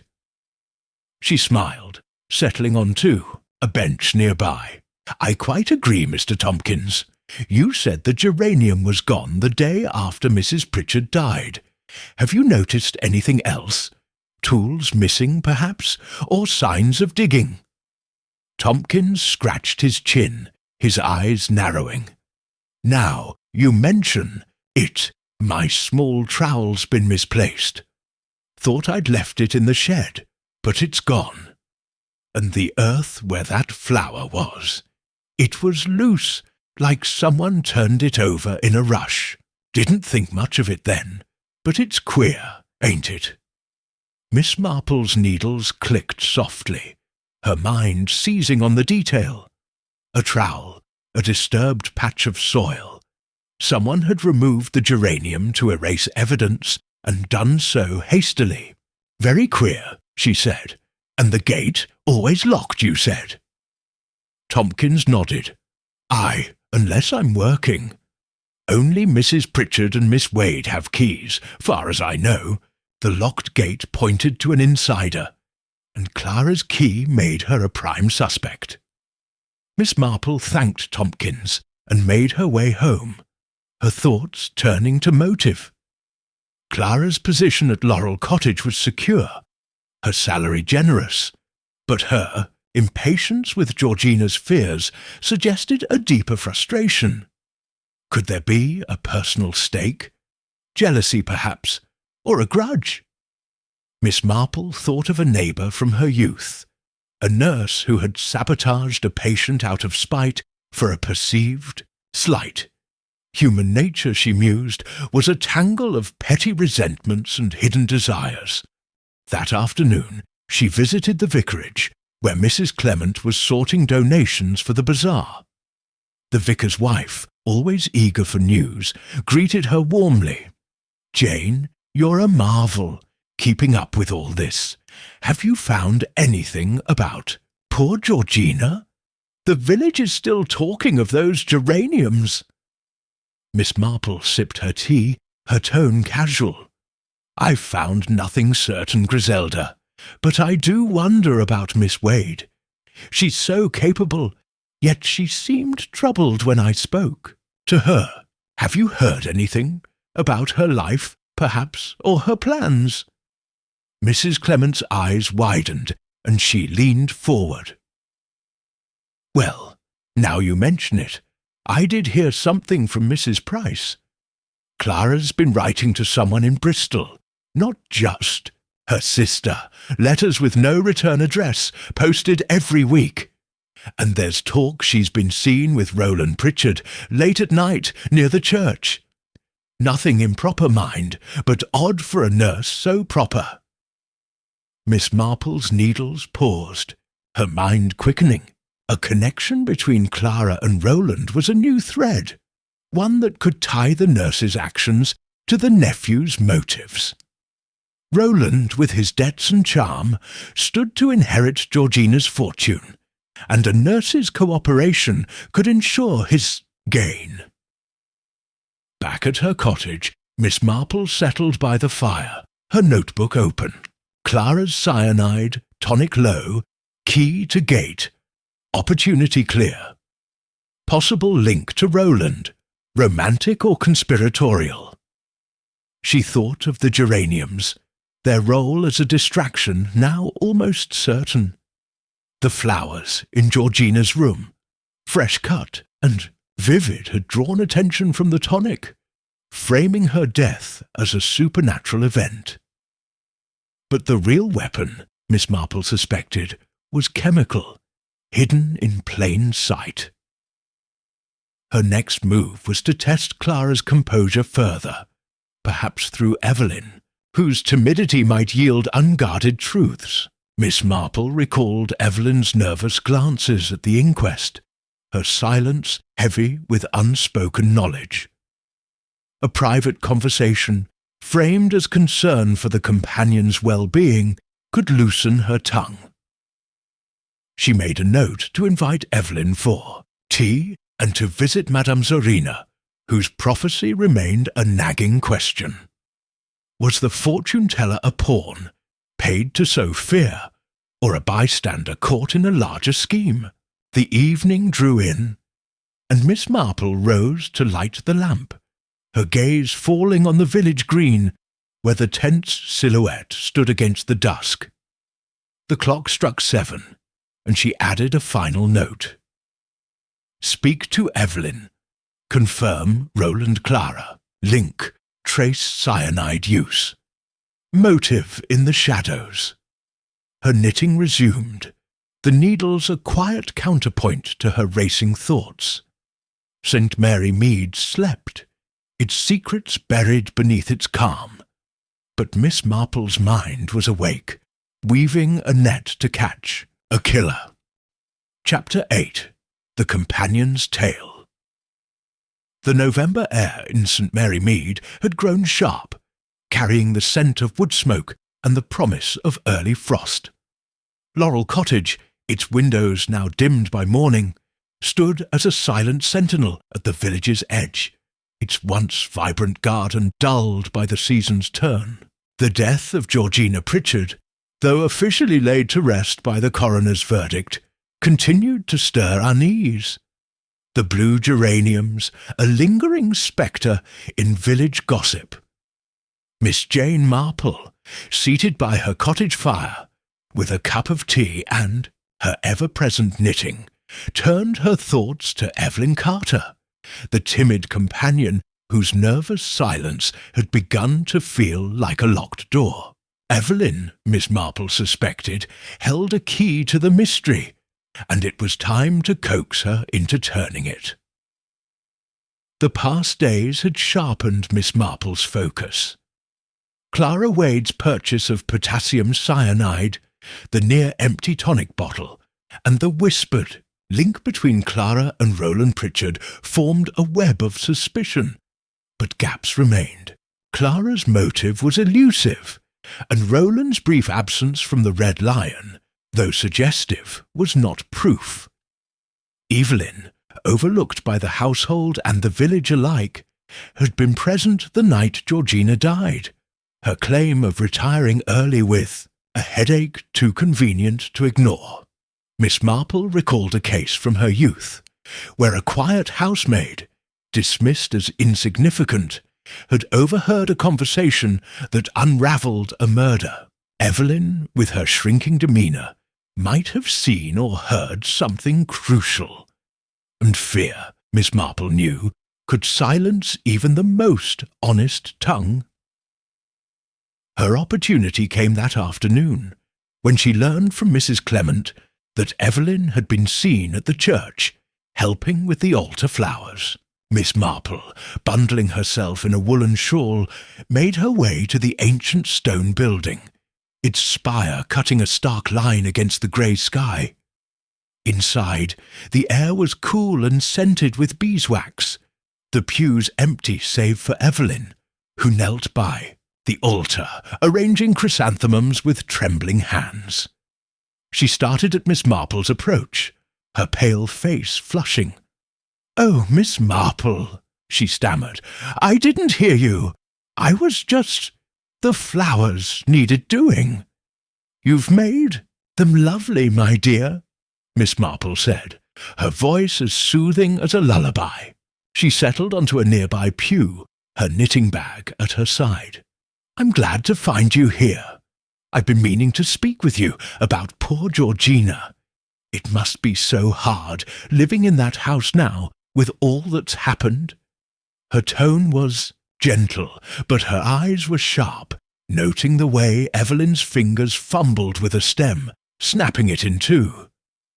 Evelyn's lips quivered, and she sank onto the pew, clutching her handkerchief. "It's dreadful, Miss Marple. I keep seeing her face, so frightened, and those geraniums. I can't sleep for thinking of them." Her voice was barely above a whisper, and Miss Marple leaned closer, her expression one of quiet sympathy. "I understand, Evelyn. It's a terrible burden to carry such memories, but sometimes sharing what we know can lighten the load. Did you see anything that night, perhaps, or hear something that's been troubling you?" Evelyn's eyes darted to the altar, then back to her hands. I told them at the inquest, she said, her voice shaking.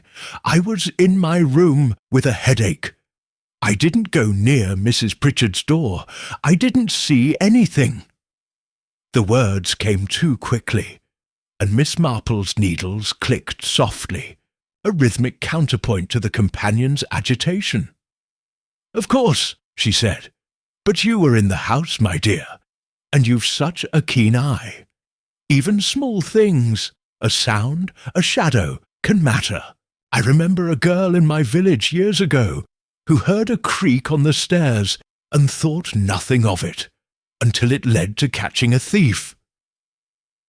The mention of the story, innocuous yet pointed, seemed to pierce Evelyn's defences. She twisted her handkerchief, her breath hitching. I did hear something, she admitted, her voice barely audible. Footsteps outside Mrs. Pritchard's room, around 9:30. I thought it was Clara, checking on her, but they were too quick, too light. I didn't dare look. I was frightened, Miss Marple, with the storm and all that talk of curses. Her eyes filled with tears, and she pressed the handkerchief to her mouth, as if to stop further words. Miss Marple's heart quickened, but her face remained serene. Footsteps, you say? That's very interesting, Evelyn. And you didn't see who it was? Evelyn shook her head, her cheeks flushing. No, I stayed in my room with the door shut. I should have looked, I know, but I was so afraid. And then when Clara found her in the morning with those flowers, I thought maybe I'd imagined it. Her voice broke, and Miss Marple patted, her hand, her touch as light as a feather. You did right to tell me, my dear, she said. These things weigh on us, but sharing them helps. And you've nothing to fear now. It's only the truth we're after. But Evelyn's tears came faster, and she clutched Miss Marple's hand. It's not just that, she whispered. It's Roland. He's not what he seems, Miss Marple. He asked me to marry him months ago, and I said no. He was kind at first, but after he changed, cold, almost cruel. I've seen him watching me, and Clara too, like they're planning something. I'm frightened of him. The revelation hung in the air, a new thread in the tapestry of suspicion. Miss Marple's mind raced, fitting Evelyn's words into the puzzle. Roland's proposal, rebuffed, could explain his strained interactions with the companion, and his rumoured connection with Clara suggested a deeper alliance. Had Evelyn's refusal sparked resentment, or worse, a need to silence her? You've been very brave, Evelyn, Miss Marple said, her voice steady, and you mustn't worry. We'll sort this out, quietly and carefully.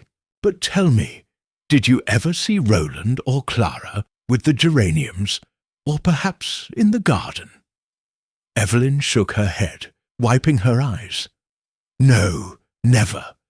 But Clara was always so particular about Mrs. Pritchard's tonic, measuring it herself, locking the bottle away. And Roland, he'd laugh about the prophecy, but his eyes were hard, like he knew more than he said. I don't trust them, Miss Marple, either of them. Her voice trembled, and Miss Marple squeezed her hand, her mind cataloguing the details. Evelyn's fear was genuine, but her knowledge was fragmented, a glimpse through a keyhole rather than a full view. The conversation ended as Evelyn, exhausted, excused herself to return to Laurel Cottage. Miss Marple remained in the church, her knitting idle as she turned over the new information. Footsteps at 9:30, aligned with Roland's absence from the Red Lion. A window of opportunity to place the geraniums in Georgina's room. Clara's control over the tonic, coupled with her cyanide purchase, pointed to a calculated act. but Evelyn's mention of Roland's proposal added a personal dimension. Miss Marple recalled a case Sir Henry Clithering had described, where a spurned suitor had orchestrated a crime to punish his rejecter. Could Roland's charm mask such vindictiveness, and had Clara been drawn into his scheme? Her next step was to test Evelyn's claims, starting with Roland. The village grapevine, via Mrs. Price, confirmed that Roland was at the Red Lion most evenings, nursing his debts and his charm. Miss Marple made her way to the pub that afternoon, timing her visit to catch the landlord, Mr. Higgs, before the evening rush. The Red Lion was quiet, its fire casting a warm glow over the oak beams. Mr. Higgs, polishing glasses, greeted her with a grin. "Miss Marple, twice in a week? You'll have me thinking you're after my ale. Come about young Pritchard again, I wager." "You're too sharp, Mr. Higgs," Miss Marple said, settling onto a stool with her knitting bag. "I was wondering about Roland's habits here. He's been under strain, with his aunt's passing. Did he ever mention Miss Carter, Evelyn that is, or perhaps a disagreement with her?" Mr. Higgs raised an eyebrow, setting down a glass. "Evelyn Carter? Not by name, but he did grumble once about a silly girl who turned him down flat. Said she'd regret it, but he was half in his cups, so I didn't pay much mind. That was a month or so back, before all this geranium nonsense started." Miss Marple's needles clicked, her mind seizing on the confirmation. Roland's resentment, however fleeting, was real, and his late-night meetings with Clara, as Mrs. Clement had hinted, suggested a partnership. "And his mood that night, during the storm?" she asked. "You said he left for half an hour. Did he seem different when he returned?" Mr. Higgs thought for a moment, his brow furrowing. "Aye, he was quieter, like he'd sobered up sudden. Kept checking his watch, too, which ain't like him. But he stayed till closing, joking with the lads, so I figured he was just off his game." The information, though sparse, tightened the net around Roland. Miss Marple thanked Mr. Higgs and left, her thoughts turning to Clara. The nurse's role in the tonic's administration was central, and her link to Roland, whether romantic or conspiratorial, could explain her actions.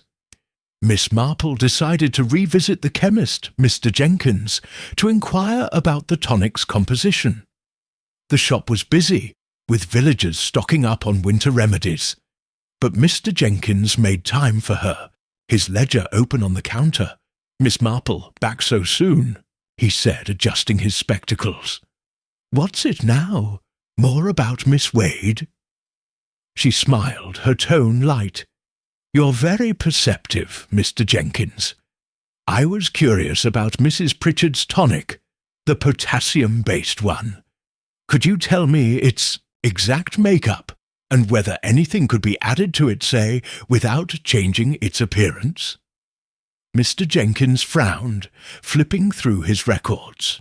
"It's a standard mix, potassium chloride mostly, with a bit of sugar syrup for taste. Dr. Haydock's recipe, tailored for her heart. As for adding something, well, cyanide, like Miss Wade bought, could mix in, I suppose. It's colourless, tasteless in small doses, but you'd need to know the patient's system, too much, and it'd show in the post-mortem." Miss Marple's heart quickened, but her face remained serene. "And the bottle itself, glass, I presume, with a stopper?" Mr. Jenkins nodded. "Aye, standard issue, sealed when I fill it. Clara always checked it before taking it home." The detail was crucial. A sealed bottle meant tampering happened at Laurel Cottage by someone with access. Miss Marple thanked him and left, her mind racing. Clara, with her key to the medicine cabinet, was the logical culprit, but Roland's involvement could not be ruled out. Evelyn's fear of them both suggested a shared secret, one that had cost Georgina her life. Back at her cottage, Miss Marple settled by the fire, her notebook open. Evelyn hears footsteps, 9:30 p.m. Roland's window. Roland's proposal, rejected, breeds resentment. Clara Roland, link. Conspiracy. Tonic vulnerable to cyanide, Clara's access. She thought of the geraniums, their role as a theatrical distraction, now clear. The flowers had framed Georgina's death as a fulfillment of prophecy, diverting attention from the tonic's deadly alteration. But why had Clara agreed to such a scheme, and what held Evelyn silent? Her next move was to arrange a gathering at Laurel Cottage, ostensibly to discuss Georgina's memorial, but in truth to observe the trio under pressure. She enlisted Dr. Haydock's help, knowing his presence would lend authority, and sent notes to Clara, Roland, and Evelyn, framing the invitation as a village courtesy.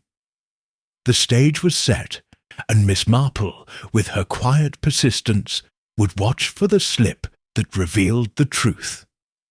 The evening drew in, and Miss Marple lit the lamp, her gaze falling on the village green, where Madame Zorina's tent stood. Its colours faded in the dusk. The fortune-teller's role remained a question, but Miss Marple sensed the answers lay closer to home. She added a final note. Plan gathering. Press Evelyn gently. Watch Clara Roland dynamic. Truth in their fear. Her knitting resumed. The needles, a quiet rhythm against the crackling fire. St. Mary Mead slept, its secret stirring, but Miss Marple's mind was awake, closing in on a killer's shadow. Chapter 9. The Fortune-Teller's Role. The November chill had settled over St. Mary Mead, wrapping the village in a mist that blurred the edges of its thatched cottages and lent an air of secrecy to its quiet lanes. Laurel Cottage, still reeling from Georgina Pritchard's death, stood as a sombre monument to the mystery that refused to be buried. The blue geraniums, both in the garden and by her bedside, had woven a spell of fear that lingered in the village's collective imagination.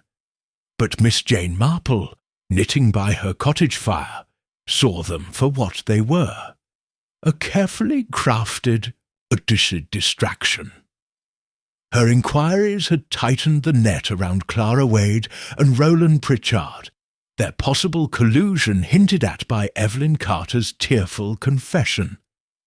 Yet one figure remained elusive.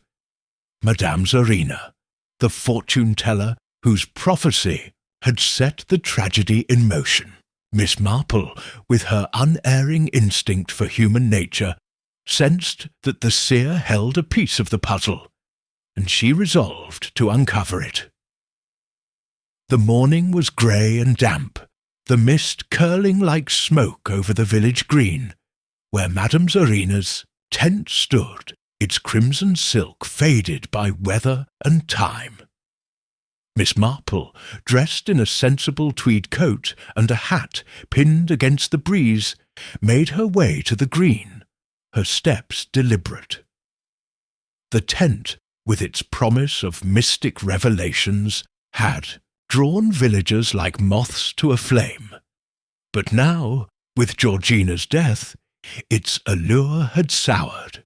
Whispers of curses had turned to suspicion, and Miss Marple noted the absence of the usual queue outside the tent, a sign, perhaps, that Madame Zorina's welcome was wearing thin. She approached the entrance, pausing to study the hand-painted sign, Madame Zorina, Seer of Fates. The flourish of the letters suggested theatricality, but Miss Marple suspected the woman within was more pragmatist than mystic. She lifted the flap and stepped inside, the air heavy with the scent of incense and candle wax. The interior was dimly lit, a small table draped in velvet at the centre, a crystal ball catching the flicker of a single lamp. Madame Zorina, a woman of indeterminate age with dark eyes and a cascade of black hair, sat behind the table, her hands folded over a deck of tarot cards. Her expression, initially one of practised mystique, shifted to wariness as she recognized her visitor. "Miss Marple, is it?" she said, her voice low and accented, though Miss Marple detected a trace of the Midlands beneath the exotic veneer. "I've heard of you. A lady who sees much, yes? Come, sit. Shall I read your fate?" Her smile was inviting, but her eyes were cautious, and Miss Marple, settling into the offered chair, returned a smile of her own, serene but piercing. "Thank you, Madame Zorina, but I'm not here for my fortune," she said, her tone as gentle as a summer breeze. "I've come about Mrs. Pritchard, poor soul. Her death has troubled the village, and your prophecy about the blue geranium seems to have played a part. I wondered if you might share how you came to give her such a specific warning." Her words were polite, but there was a steel beneath them, and Madame Zorina's fingers twitched, betraying a flicker of unease. The fortune-teller leaned back, her bracelets jangling softly. "I told the coroner all I know," she said, her voice steady but guarded. "I read Mrs. Pritchard's palm, looked into the ball, and the vision came. Blue geraniums, a sign of danger. I warned her to beware, as is my duty. I cannot control what the spirits show me." Her words had the cadence of a rehearsed speech, and Miss Marple's needles, drawn from her bag, began their quiet dance, a rhythmic counterpoint to the tension in the air. "Spirits are mysterious indeed," Miss Marple said, her eyes never leaving Zorina's. "But I find it curious, madame, that your vision was so precise. Blue geraniums are not common in St. Mary Mead, nor are they a usual symbol of doom. I recall a case, years ago, where a so-called seer was paid to deliver a warning, to frighten an elderly lady into changing her will. Of course, I'm sure your motives are pure, but I wonder, did anyone suggest the geranium to you, perhaps, or encourage you to speak to Mrs. Pritchard?" Her tone was mild, but the question landed like a stone in still water, and Zorina's composure faltered. The fortune-teller's hands tightened on the cards, her dark eyes narrowing. "You think me a fraud, Miss Marple? I see what I see, and I speak it. No one paid me to frighten that poor woman." But her voice trembled slightly, and Miss Marple, with the patience of a fisherman, cast another line. "I don't doubt your sincerity, my dear, but you've travelled widely, met many people. Perhaps someone, a stranger, say, or even someone from the village, asked you to mention the geranium as a favour or for a small sum. It would be only human to agree, especially if you thought no harm would come of it." Zorina's gaze darted to the tent flap, as if expecting an interruption, and Miss Marple noted the gesture, filing it away. After a long pause, the fortune-teller sighed, her shoulders slumping. "You're a sharp one, aren't you?"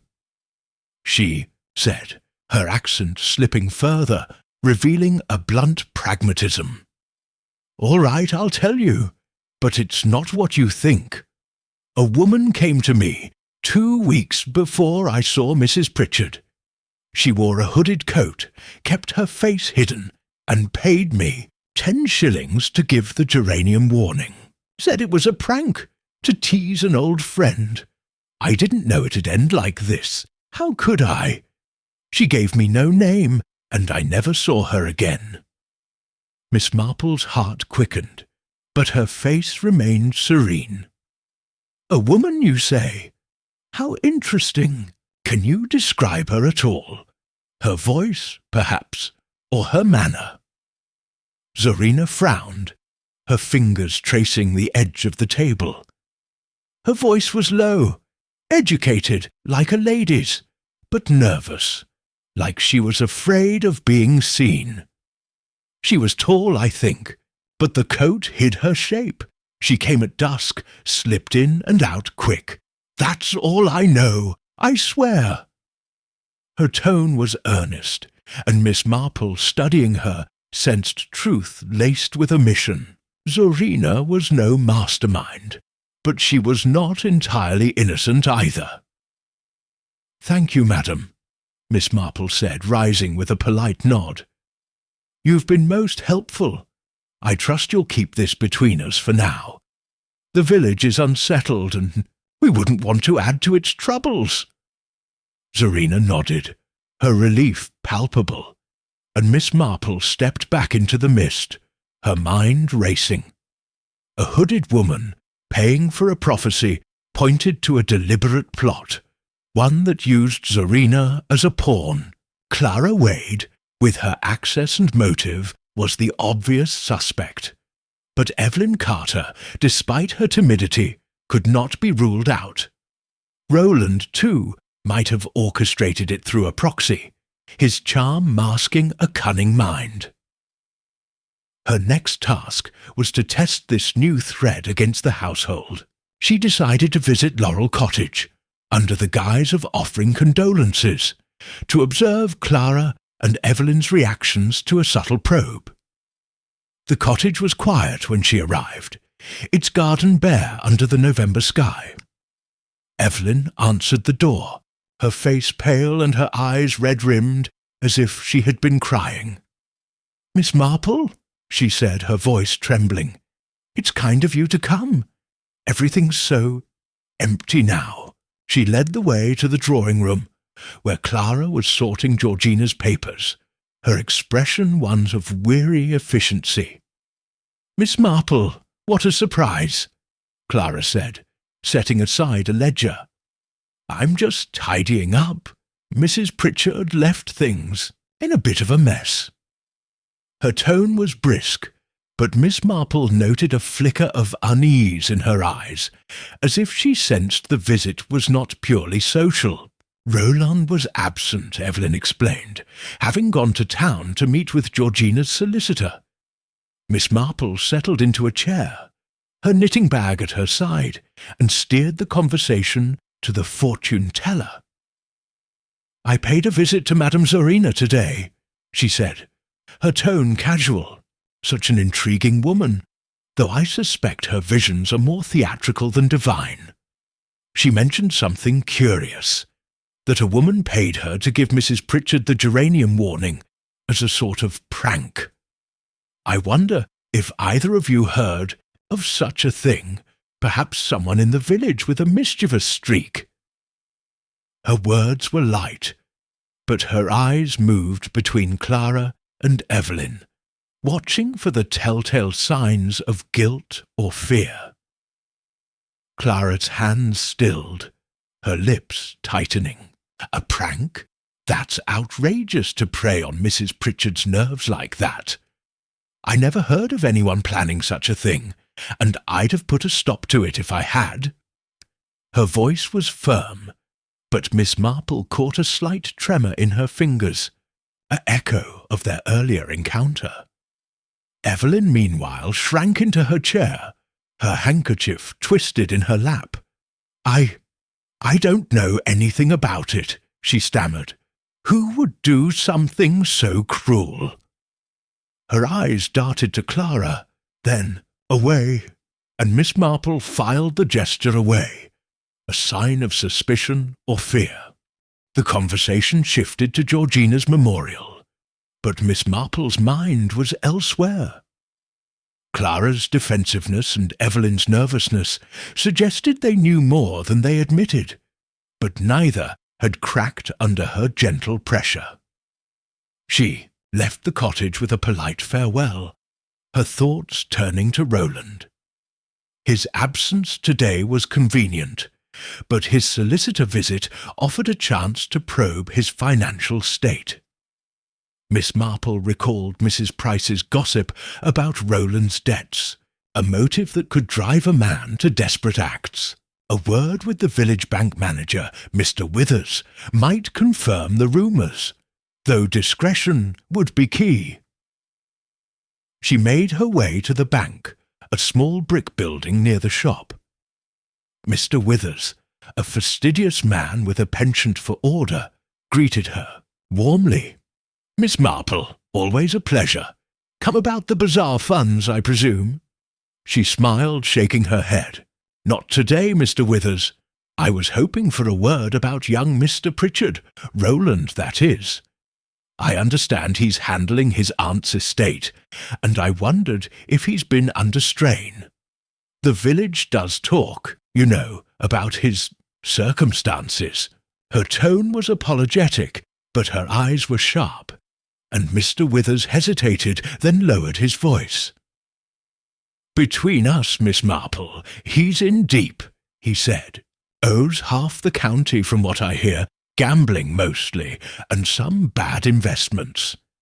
Mrs. Pritchard bailed him out more than once, but she was tightening the purse strings lately. His inheritance will clear it all, but he's been pressing the solicitor to speed things up." Miss Marple nodded, her mind fitting the piece into place. Roland's debts gave him a clear motive, and his link to Clara could make her a willing accomplice, perhaps swayed by promises of a share or affection. Back at her cottage, Miss Marple settled by the fire, her notebook open. Zarina paid by hooded, woman, Clara or Evelyn. Roland's debts confirm motive, likely allied with Clara. Evelyn's fear of both grows. She thought of the geraniums, their role as a smokescreen now undeniable. The prophecy, orchestrated by an unseen hand, had primed Georgina for fear, while the tonic, laced with cyanide, delivered the fatal blow.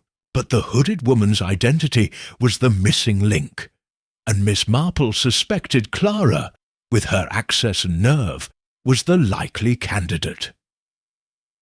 Her next move was to arrange the memorial gathering, a plan already in motion with Dr. Haydock's help. The event would bring Clara, Roland and Evelyn together, under the guise of honouring Georgina. But Miss Marple intended to use it as a crucible, heating the tensions until a truth bubbled to the surface. She wrote a note to each, setting the date for the following evening, and sent Lily to deliver them, her mind already scripting the questions that might provoke a slip. The evening drew in, and Miss Marple lit the lamp, her gaze falling on the village green, where the tense silhouette faded into the mist. Zarina's role was clearer now, a hired voice, not the mastermind, but the puppeteer remained hidden. She added a final note: press Clara on cyanide, watch Roland's temper, ease Evelyn's fear, truth in the cracks. Her knitting resumed, the needles a quiet rhythm against the fire's crackle. St. Mary Mead slept, its secret stirring, but Miss Marple's mind was awake, closing in on a truth as sharp as the November frost. Chapter 10. The trap is set. The November dusk settled over St. Mary Mead with a quiet insistence, the village's lanterns casting pools of light against the gathering mist. Laurel Cottage, its windows aglow but its heart heavy with loss, stood as the stage for a gathering that Miss Jane Marple had orchestrated with the precision of a chess master. Georgina Pritchard's death, cloaked in the coroner's verdict of heart failure, had failed to silence the questions that buzzed in Miss Marple's mind.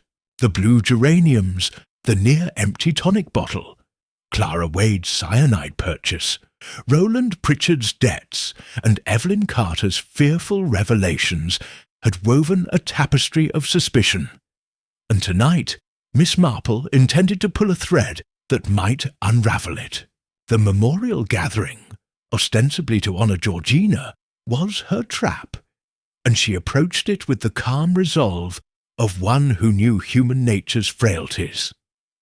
The idea had taken shape after her visit to Madame Zorina, whose admission of being paid by a hooded woman to deliver the geranium prophecy confirmed a deliberate plot. Clara, with her access to the tonic and the garden gate, was the prime suspect, her possible alliance with Roland fueled by his financial desperation and their rumoured late-night meetings. Evelyn's account of footsteps and her fear of Roland's changed demeanour added weight, but the companion's timidity suggested she was a witness, not a conspirator.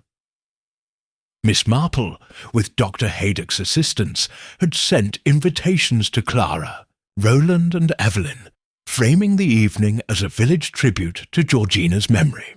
The doctor, aware of Miss Marple's suspicions, agreed to lend his presence, his medical authority, a subtle pressure on the trio.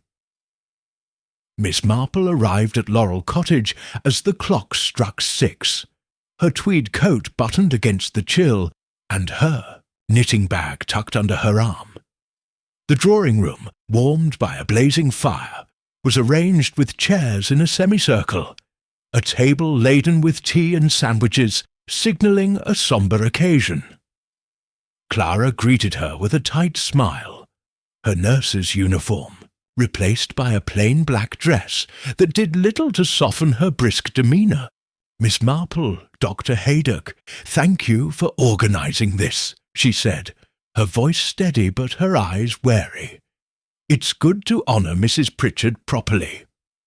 Roland, lounging by the mantel, offered a charming nod, though his usual ease was strained, his fingers drumming a restless rhythm. Evelyn, seated near the window, clutched a handkerchief, her face pale and her gaze darting between the others. Dr. Haydock, settling into a chair, opened the gathering with a few words about Georgina's generosity to the village, his tone measured but warm. Miss Marple, seated beside him, listened with a serene expression, her needles clicking softly as she observed the room. The firelight cast shadows that seemed to dance with the tension she felt.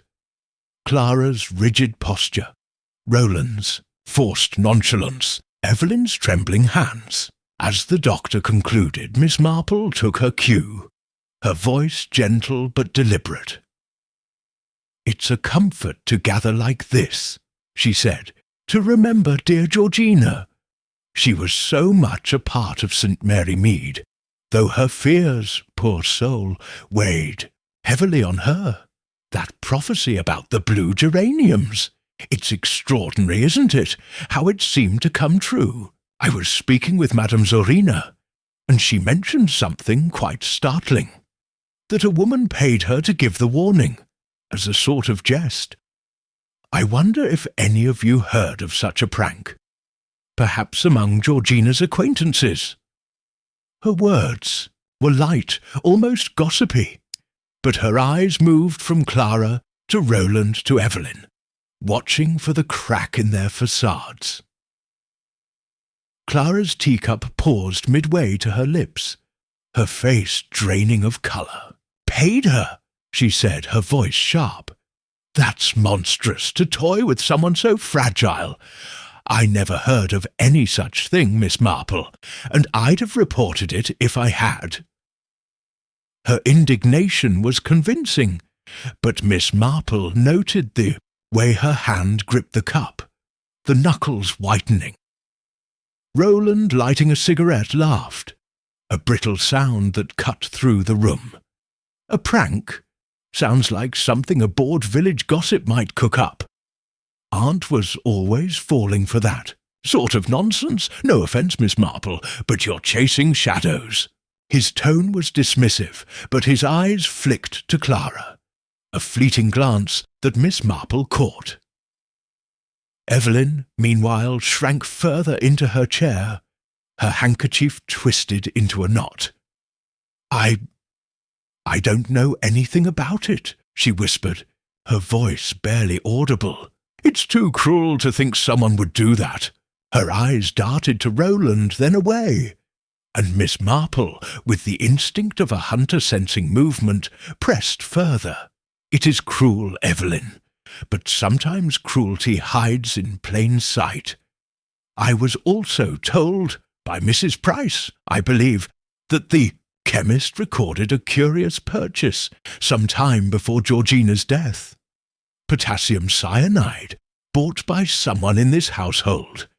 For cleaning, they said, but it's such a dangerous thing, don't you think? The room seemed to hold its breath. Clara's cup clattered onto its saucer, her face a mask of controlled fury. "Are you accusing me, Miss Marple?" she said, her voice low but trembling. "I bought the cyanide, yes, for silver polish, as I told the chemist. It's locked in the pantry, untouched. I'm a nurse, not a murderer." Her words were fierce, but Miss Marple noted a sheen of sweat on her brow, a crack in her composure. Roland, exhaling a plume of smoke, snorted. "This is getting ridiculous. Cyanide, prophecies, what next, witches? You're stirring up trouble, Miss Marple, and for what? Aunt died of a bad heart. End of story." His voice was sharp, but his fingers shook as he tapped ash into a tray. Evelyn's breath hitched, and she pressed her handkerchief to her mouth, her eyes wide with panic.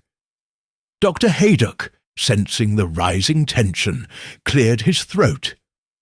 "Now, let's not get heated," he said. "Miss Marple's only trying to understand what happened. Georgina's death was a shock, and these questions, well, they're natural, given the circumstances." But Miss Marple, undeterred, cast her final bait, her tone as mild as ever. "Of course, Doctor, but there's one more thing that puzzles me. I heard, from a reliable source, that someone was seen near Georgina's room that night, just before the geraniums appeared. A witness, you see, who heard footsteps and saw a shadow. It's strange, isn't it, that no one mentioned it at the inquest. The lie, carefully crafted, landed like a spark in dry grass." Clara's face went ashen, her hands clenching into fists. "A witness?" she said, her voice barely above a whisper. "That's impossible. I was in my room, and Evelyn was asleep. Roland was at the pub. Everyone knows that." Her words came too quickly, and Miss Marple noted the desperation in her eyes, a sign that the trap was closing. Roland, however, reacted with fury, slamming his cigarette into the tray. "This is nonsense," he shouted. "You're making it up, Miss Marple, to scare us. There was no witness, no shadow, nothing. Aunt died because she was weak, and you're turning it into some blasted detective story." Evelyn let out a sob, her hands trembling violently. "Stop it, both of you!" she cried, her voice breaking. "I can't bear it. Clara, you know it wasn't right. Those flowers, the tonic, everything. And Roland, you pushed her. I know you did." Her outburst stunned the room into silence, and Miss Marple, with the calm of a conductor mid-symphony, seized the moment. "Pushed her, Evelyn," she said gently. "Do you mean Clara or Georgina? Tell us, my dear. It's the only way to find peace." Clara sprang to her feet, her face contorted with rage. "You little sneak!" she hissed at Evelyn. "You've been spying, haven't you? Well, go on, tell your lies. I've done nothing wrong." But her voice cracked, and she turned on Roland, her eyes blazing. "This is your fault, you and your promises. You said it'd be easy, that she'd never suspect, but now look, everyone's against us." Roland's jaw dropped, his charm evaporating. "Shut up, Clara," he snapped. "You're making it worse. I never told you to do anything. She was my aunt, for God's sake." Their accusations flew like sparks, and Dr. Haydock, rising, signalled Miss Marple with a nod, his hand on his pocket watch as if to summon help. Miss Marple remained seated, her needle still, her mind cataloguing the chaos. Clara's outburst confirmed her role, and Roland's panic betrayed his complicity, but the details were still murky. "Please, both of you," she said, her voice cutting through the din. "Let's be calm. Clara, you mentioned promises. What did Roland promise you? And Evelyn, what did you mean about the tonic? The truth will come out, one way or another." Her words, soft but unyielding, seemed to anchor the room, and Evelyn, sobbing, spoke first. "I saw Clara with the tonic bottle the night before," she whispered. "She was in the kitchen, pouring something into it, and she didn't know. I was there. I thought it was medicine, but then those flowers appeared, and I was too scared to say anything." Clara's face twisted, and she lunged toward Evelyn. But Dr. Haydock stepped between them, his voice firm. "That's enough, Miss Wade. Sit down, or I'll call the constable now." Clara sank back, her breath ragged, while Roland, pale and sweating, muttered, "She's lying, all of it. I never touched the tonic. I only told Clara to keep Aunt calm, that's all." Miss Marple's eyes gleamed behind her spectacles. The trap had sprung, but the full truth was still tangled. She turned to Clara, her tone almost sorrowful. "You put something in the tonic, didn't you, Clara? Cyanide, perhaps, from the vial you bought. And the geraniums, they were your idea, to make it seem like the prophecy came true." Clara's lips parted, but no words came, her eyes darting to Roland as if seeking rescue. He shook his head, his voice hoarse. "Don't drag me into this, Clara. You did it. You wanted her money as much as I did. You said she'd never know, that it'd look natural." The room erupted again. Clara screaming denials, Roland shouting accusations, and Evelyn weeping into her handkerchief. Dr. Haydock, with a glance at Miss Marple, slipped out to fetch the constable who was waiting discreetly at the village hall, a precaution they had arranged. Miss Marple, rising, spoke quietly to Evelyn, guiding her to a corner. "You've done well, my dear," she said. "Stay here and don't be afraid. The worst is over." But her mind was already piecing together the final threads.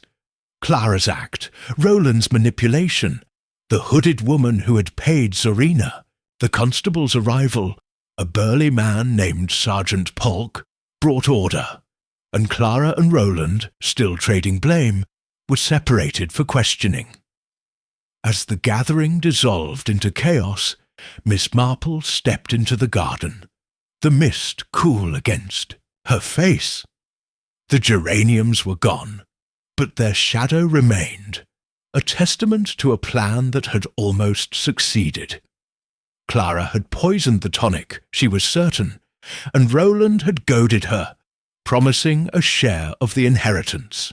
The hooded woman, likely Clara in disguise, had set the stage with Zorina's prophecy, ensuring Georgina's fear would mask the crime. Evelyn, an unwitting witness, had been silenced by terror until tonight.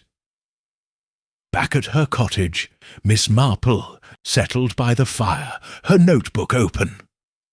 Clara poisoned tonic with cyanide, Roland complicit, prophecy paid by Clara as hooded woman. Evelyn's testimony key. She thought of a case Sir Henry Clithering had shared, where a duo's greed had unravelled under pressure, each betraying the other. The memorial had worked as she hoped, cracking the facade of innocence. She added a final note: confirm cyanide in tonic, verify Roland's promises to Clara, ensure Evelyn's safety. Her knitting resumed, the needles a quiet rhythm against, the fires crackle.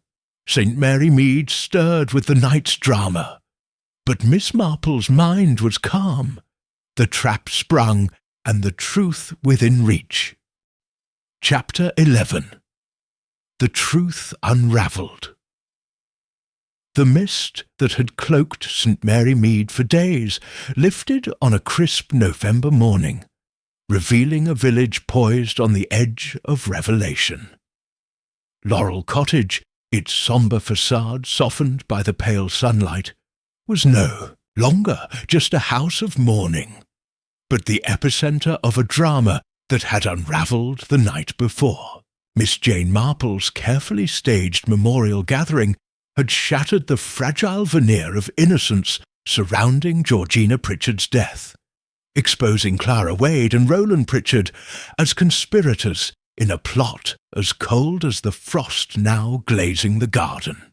Yet the full truth, like a half-finished tapestry, still required delicate stitching, and Miss Marple, seated at her breakfast table with a cup of tea, was determined to complete the pattern. The chaos of the previous evening lingered in her mind. Clara's furious accusations, Roland's desperate denials, and Evelyn Carter's tearful testimony had confirmed Miss Marple's suspicions. Georgina's death was no accident, but a calculated murder, orchestrated with cyanide and cloaked in the superstition of blue geraniums. Clara, the nurse with access to the tonic, had emerged as the primary actor, but Roland's role as instigator was equally damning. Evelyn, though innocent, had provided the crucial witness account, her fear finally giving way to courage. Miss Marple buttered her toast. Her thoughts turned to the next steps: securing Clara's confession, verifying Roland's complicity, and ensuring the evidence held firm for Sergeant Polk's investigation. The village, predictably, was alight with gossip. Lily, Miss Marple's maid, arrived with the morning milk and a breathless report. "Oh, miss, it's all anyone's talking about. They say Miss Wade's locked up at the station, and Mr. Roland's there too, shouting he's innocent. Mrs. Price says you're a regular Sherlock Holmes, sorting it all out." Miss Marple smiled faintly, her eyes crinkling. "Mrs. Price is too kind, Lily. I only ask questions, and people answer. Now tell me, has anyone seen Miss Carter this morning?" Lily nodded. "She's at the vicarage, miss, with Mrs. Clement. Proper shaken, but safe, they say." Relieved that Evelyn was protected, Miss Marple finished her tea and dressed for the day, choosing a woolen dress in muted grey and a hat that shielded her sharp eyes. Her first destination was the police station, a small brick building near the village hall, where Sergeant Polk was overseeing the case. The sergeant, a sturdy man with a no-nonsense air, greeted her with a mix of respect and exasperation. "Miss Marple, I might have known you'd be here," he said, ushering her into his office. "Last night was a right mess, but we've got Miss Wade and Mr. Pritchard in custody, thanks to you. Care to tell me how you knew?"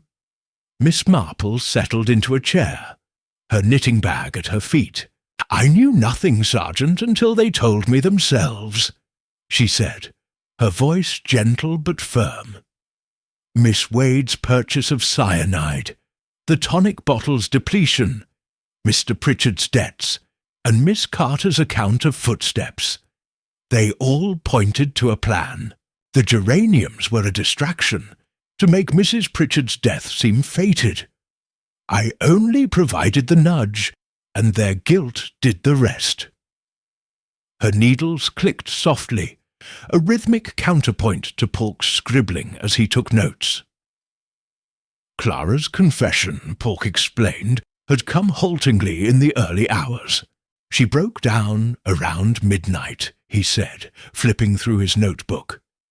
Admitted to putting cyanide in the tonic, just a small dose each night, to weaken Mrs. Pritchard's heart. Said it was to make it look natural, like the prophecy caused her to collapse. She claims Mr. Pritchard put her up to it, promised her marriage and half the inheritance if she helped him get his aunt's money.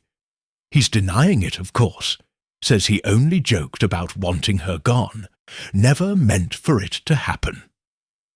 Polk's tone was sceptical, and Miss Marple nodded, her mind fitting the pieces together. "It's a familiar story, Sergeant," she said. "A man in debt, charming a woman into his schemes, then leaving her to bear the blame. But Miss Wade's not blameless. She had the skill and the opportunity, and she chose to act. The geraniums, I presume, were her idea." Polk nodded. Aye, she said she planted the one in the garden and cut the others for the bedside, to scare Mrs. Pritchard into a panic. Got the flowers from a nursery in Much Benham, she says, under a false name. And the prophecy, she paid that Zorina woman to say it, dressed in a hooded coat to hide her face. Miss Marple's eyes gleamed behind her spectacles. The hooded woman, as she had suspected, was Clara. Her nervous demeanour noted by Zorina, a sign of her inexperience in deceit. "And the cyanide?" she asked. "Have you found the vial?" Polk grimaced. "Not yet. She says it's in the pantry, but we're still searching. The tonic bottle's gone to the lab in London, Dr. Haydock's orders. If there's cyanide in it, we'll know by tomorrow." Miss Marple tilted her head, her mind lingering on the pantry. A locked space, accessible only to Clara, was the perfect hiding place. But she made a mental note to suggest a thorough search, including the garden shed, where a trowel had gone missing. Her visit to the station complete, Miss Marple made her way to the vicarage to check on Evelyn. The vicar's wife, Mrs. Clement, greeted her with a flurry of excitement. "Jane, you're a marvel!" she exclaimed, pouring tea. "The whole village is talking about how you caught them out. Poor Evelyn's here, still trembling, but she's told me everything about the footsteps and seeing Clara with the tonic. She feels awful for not speaking sooner." Miss Marple sipped her tea, her expression serene. "She was frightened, Griselda, and fear can silence the bravest heart. May I see her?" Evelyn was in the parlour, curled in an armchair with a shawl around her shoulders. Her face, though pale, held a flicker of relief, and she rose as Miss Marple entered. "Miss Marple, I don't know how to thank you," she said, her voice quavering. "I was so scared.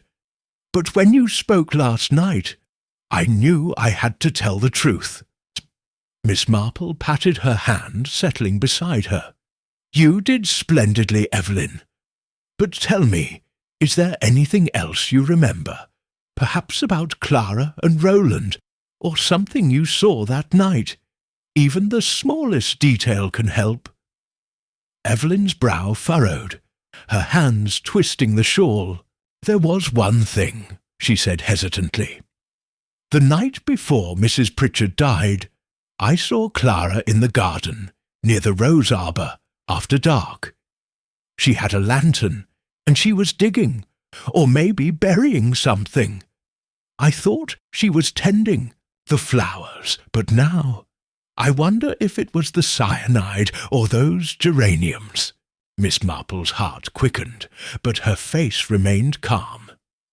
That's very helpful, my dear. And Roland, did you ever hear him speak to Clara about money or Mrs. Pritchard's will? Evelyn nodded, her eyes wide. Once, in the hall, about a week before. He was whispering, saying something about waiting too long and needing it now. Clara told him to be patient, that it was almost done. I didn't understand then, but it frightened me. Miss Marple's needles paused, her mind cataloguing the exchange. Roland's impatience, Clara's assurance. It painted a picture of a plan nearing its climax, with Georgina as the unwitting victim. Thanking Evelyn, Miss Marple left the vicarage and made her way to Dr. Haydock's surgery, where she found the doctor reviewing notes from the case. "Jane, you've outdone yourself," he said, his eyes twinkling. "Polk's singing your praises, though he'll never admit it. Clara's confession is solid, but Roland's slippery. Claims he was just venting, not plotting. What's your take?" Miss Marple settled into a chair, her tone thoughtful. "Roland's the instigator, Doctor, but not the hand. He used Clara's ambition, perhaps her affection, to push her to act. The tonic's the key. If the lab finds cyanide, it'll tie Clara to the act, and Roland's whispers will damn him, as her partner." Dr. Haydock nodded, his brow furrowing. "The bottle's in London now. I checked it that night. Definitely low, and there was a faint, bitter smell, not the usual syrup. If it's cyanide, we'll have her. But what about the geraniums? Why go to all that trouble?" Miss Marple's eyes gleamed. "To distract, Doctor. The prophecy, the flowers, they made Georgina's death seem fated, not poisoned. Clara was clever, but not clever enough to hide her tracks. She mentioned Evelyn's account of the garden, digging, and Haydock promised to alert Polk to search the shed and arbour. Her inquiries for the day complete, Miss Marple returned home, the village abuzz with the news of the arrests. At her cottage she settled by the fire, her notebook open. Clara confesses to cyanide in tonic, Roland as instigator. Geraniums from Much Benham, prophecy paid by Clara. Evelyn's garden sighting, cyanide hidden. She thought of a case, sir, Henry Clithering had once shared, where a poisoner's accomplice had betrayed them under pressure, much as Clara and Roland had turned on each other. The memorial had been the spark, but Evelyn's courage had lit the flame. The evening drew in, and Miss Marple lit the lamp, her gaze falling on the village green, now empty of Madame Zorina's tent. The fortune-teller, questioned by Polk, had confirmed Clara's payment and left St. Mary Mead, her role as a pawn complete. Miss Marple added a final note. Await lab results. Search garden for vial. Protect Evelyn. Truth laid bare. Her knitting resumed the needle's a quiet rhythm against the fire's crackle. St. Mary Mead, stirred by the day's revelations, settled into uneasy sleep. But Miss Marple's mind was calm. The truth no longer a shadow, but a clear, cold light. Chapter 12. The Quiet of St. Mary. Mead, the November sun, broke through the clouds over St. Mary Mead, casting a tentative warmth across the village's cobblestones and thatched roofs, as if to signal the end of a long darkness. Laurel Cottage, its windows no longer shuttered, stood bathed in light, its garden bare, but free of the spectral weight that had haunted it. The arrest of Clara Wade and Roland Pritchard, following the dramatic unravelling at Georgina Pritchard's memorial gathering, had quelled the village's whispers of curses, replacing them with a hum of awe at the truth Miss Jane Marple had uncovered. Seated by her cottage window, her knitting a soft cascade of blue wool in her lap, Miss Marple reflected on the case, her serene expression masking a mind that still sifted through its final threads. The days since the gathering had been a whirlwind of activity.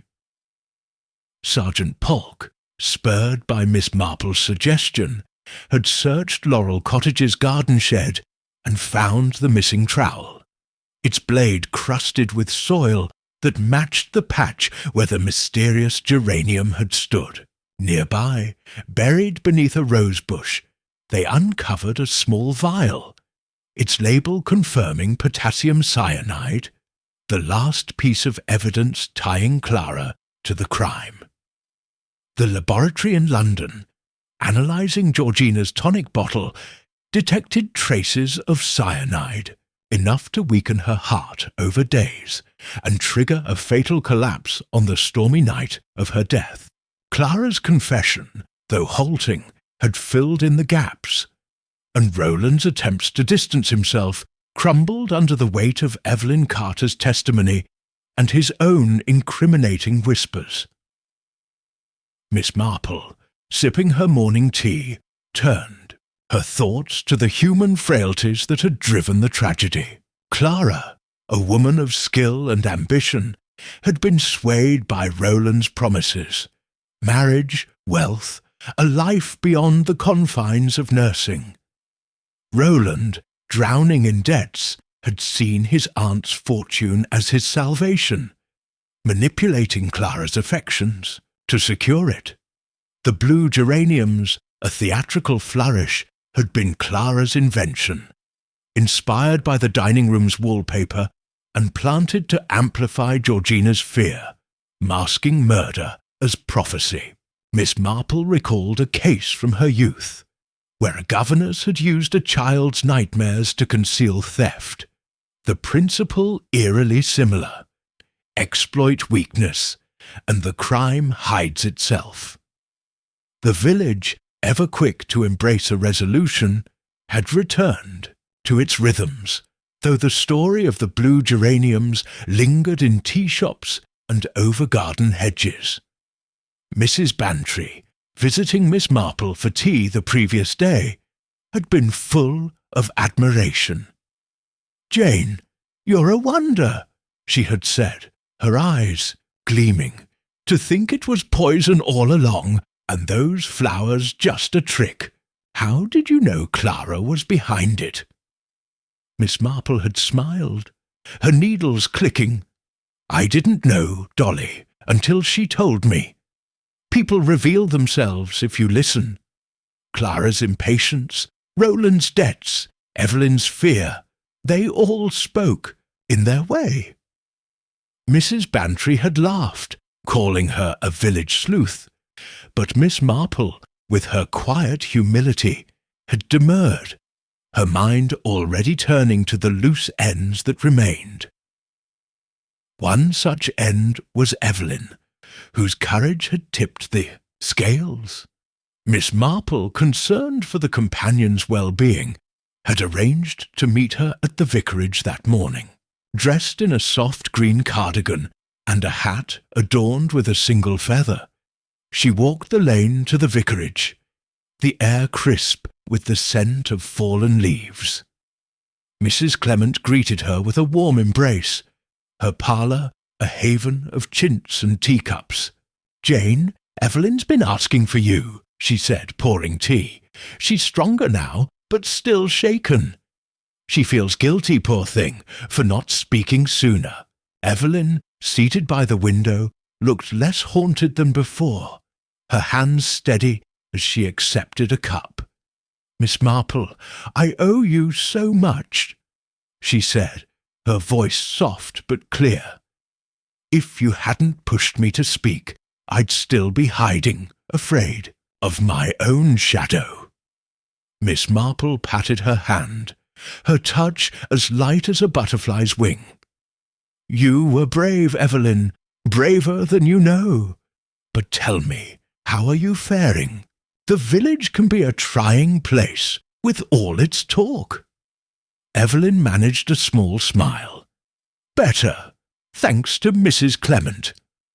I'm thinking of leaving, though. Maybe teaching, somewhere new. Laurel Cottage, it's too full of ghosts." Miss Marple nodded, her eyes warm with understanding. "A fresh start is wise, my dear. But before you go, is there anything else you recall? About Clara, perhaps, or Roland? Sometimes the smallest memory clarifies the whole."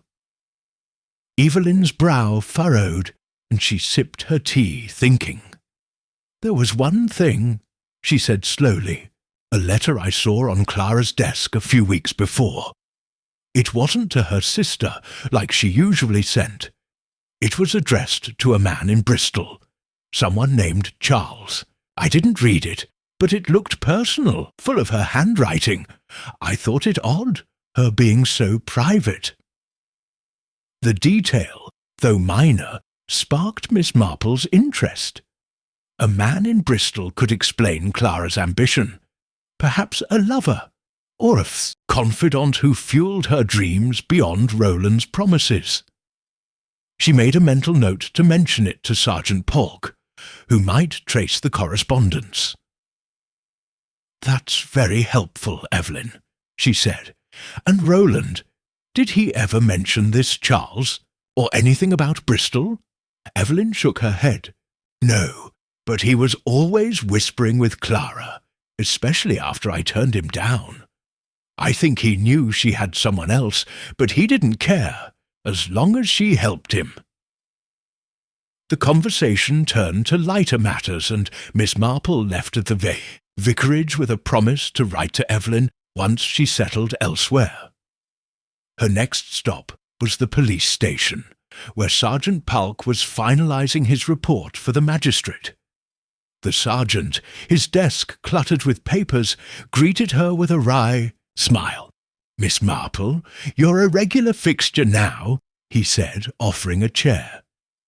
"We've got enough on Wade and Pritchard to hang 'em thanks to you. The lab confirmed cyanide in the tonic, and that vial in the gardens got Clara's fingerprints. She stopped fighting, says it's all true, but Pritchard's still claiming he's innocent." Miss Marple settled into the chair, her knitting bag at her feet. "He'll claim it to the end, Sergeant, but his words to Clara, those Evelyn overheard, will weigh against him. A man who plants the seed of murder is as guilty as the hand that acts." Polk nodded, scribbling a note. "Aye, the magistrate'll see it that way. We found the nursery in Much Benham too. Clara bought 3 blue geraniums, paid cash, used a fake name. And Zorina's statement holds up. She identified Clara's voice, even with the hood." Miss Marple mentioned Evelyn's recollection of the Bristol letter, and Polk jotted it down, promising to investigate. "Might be nothing," he said, "but we'll check. Clara's not talking about anyone else, just keeps blaming Pritchard." The evidence, Miss Marple knew, was ironclad, but the human story behind it fascinated her. Clara's ambition, Roland's, greed and Georgina's vulnerability had collided in a perfect storm, with the geraniums as a cruel flourish. She thought of a lecture by Sir Henry Clithering, her Scotland Yard friend, about crimes born of desperation, where the culprits' own flaws betrayed them. Clara's meticulousness had been her undoing. Her fingerprints on the vial, her purchase of the geraniums, her payment to Zorina, all left a trail a keen eye could follow. Roland, meanwhile, had underestimated his aunt's legacy, not of wealth, but of suspicion, which Miss Marple had inherited. Her inquiries at the station complete, Miss Marple made her way to Dr. Haydock's surgery, where the doctor was reviewing the lab report. "Jane, you've outdone yourself," he said, his eyes twinkling. "Cyanide in the tonic, just as you thought. Small doses cumulative until the heart gave out. Clara knew exactly what she was doing, and those geraniums were a stroke of genius in a twisted way." Miss Marple nodded, her expression thoughtful. Genius, perhaps, but arrogance, too. She thought fear would hide her tracks, but fear leaves its own clues. And Roland, his greed blinded him to the risk.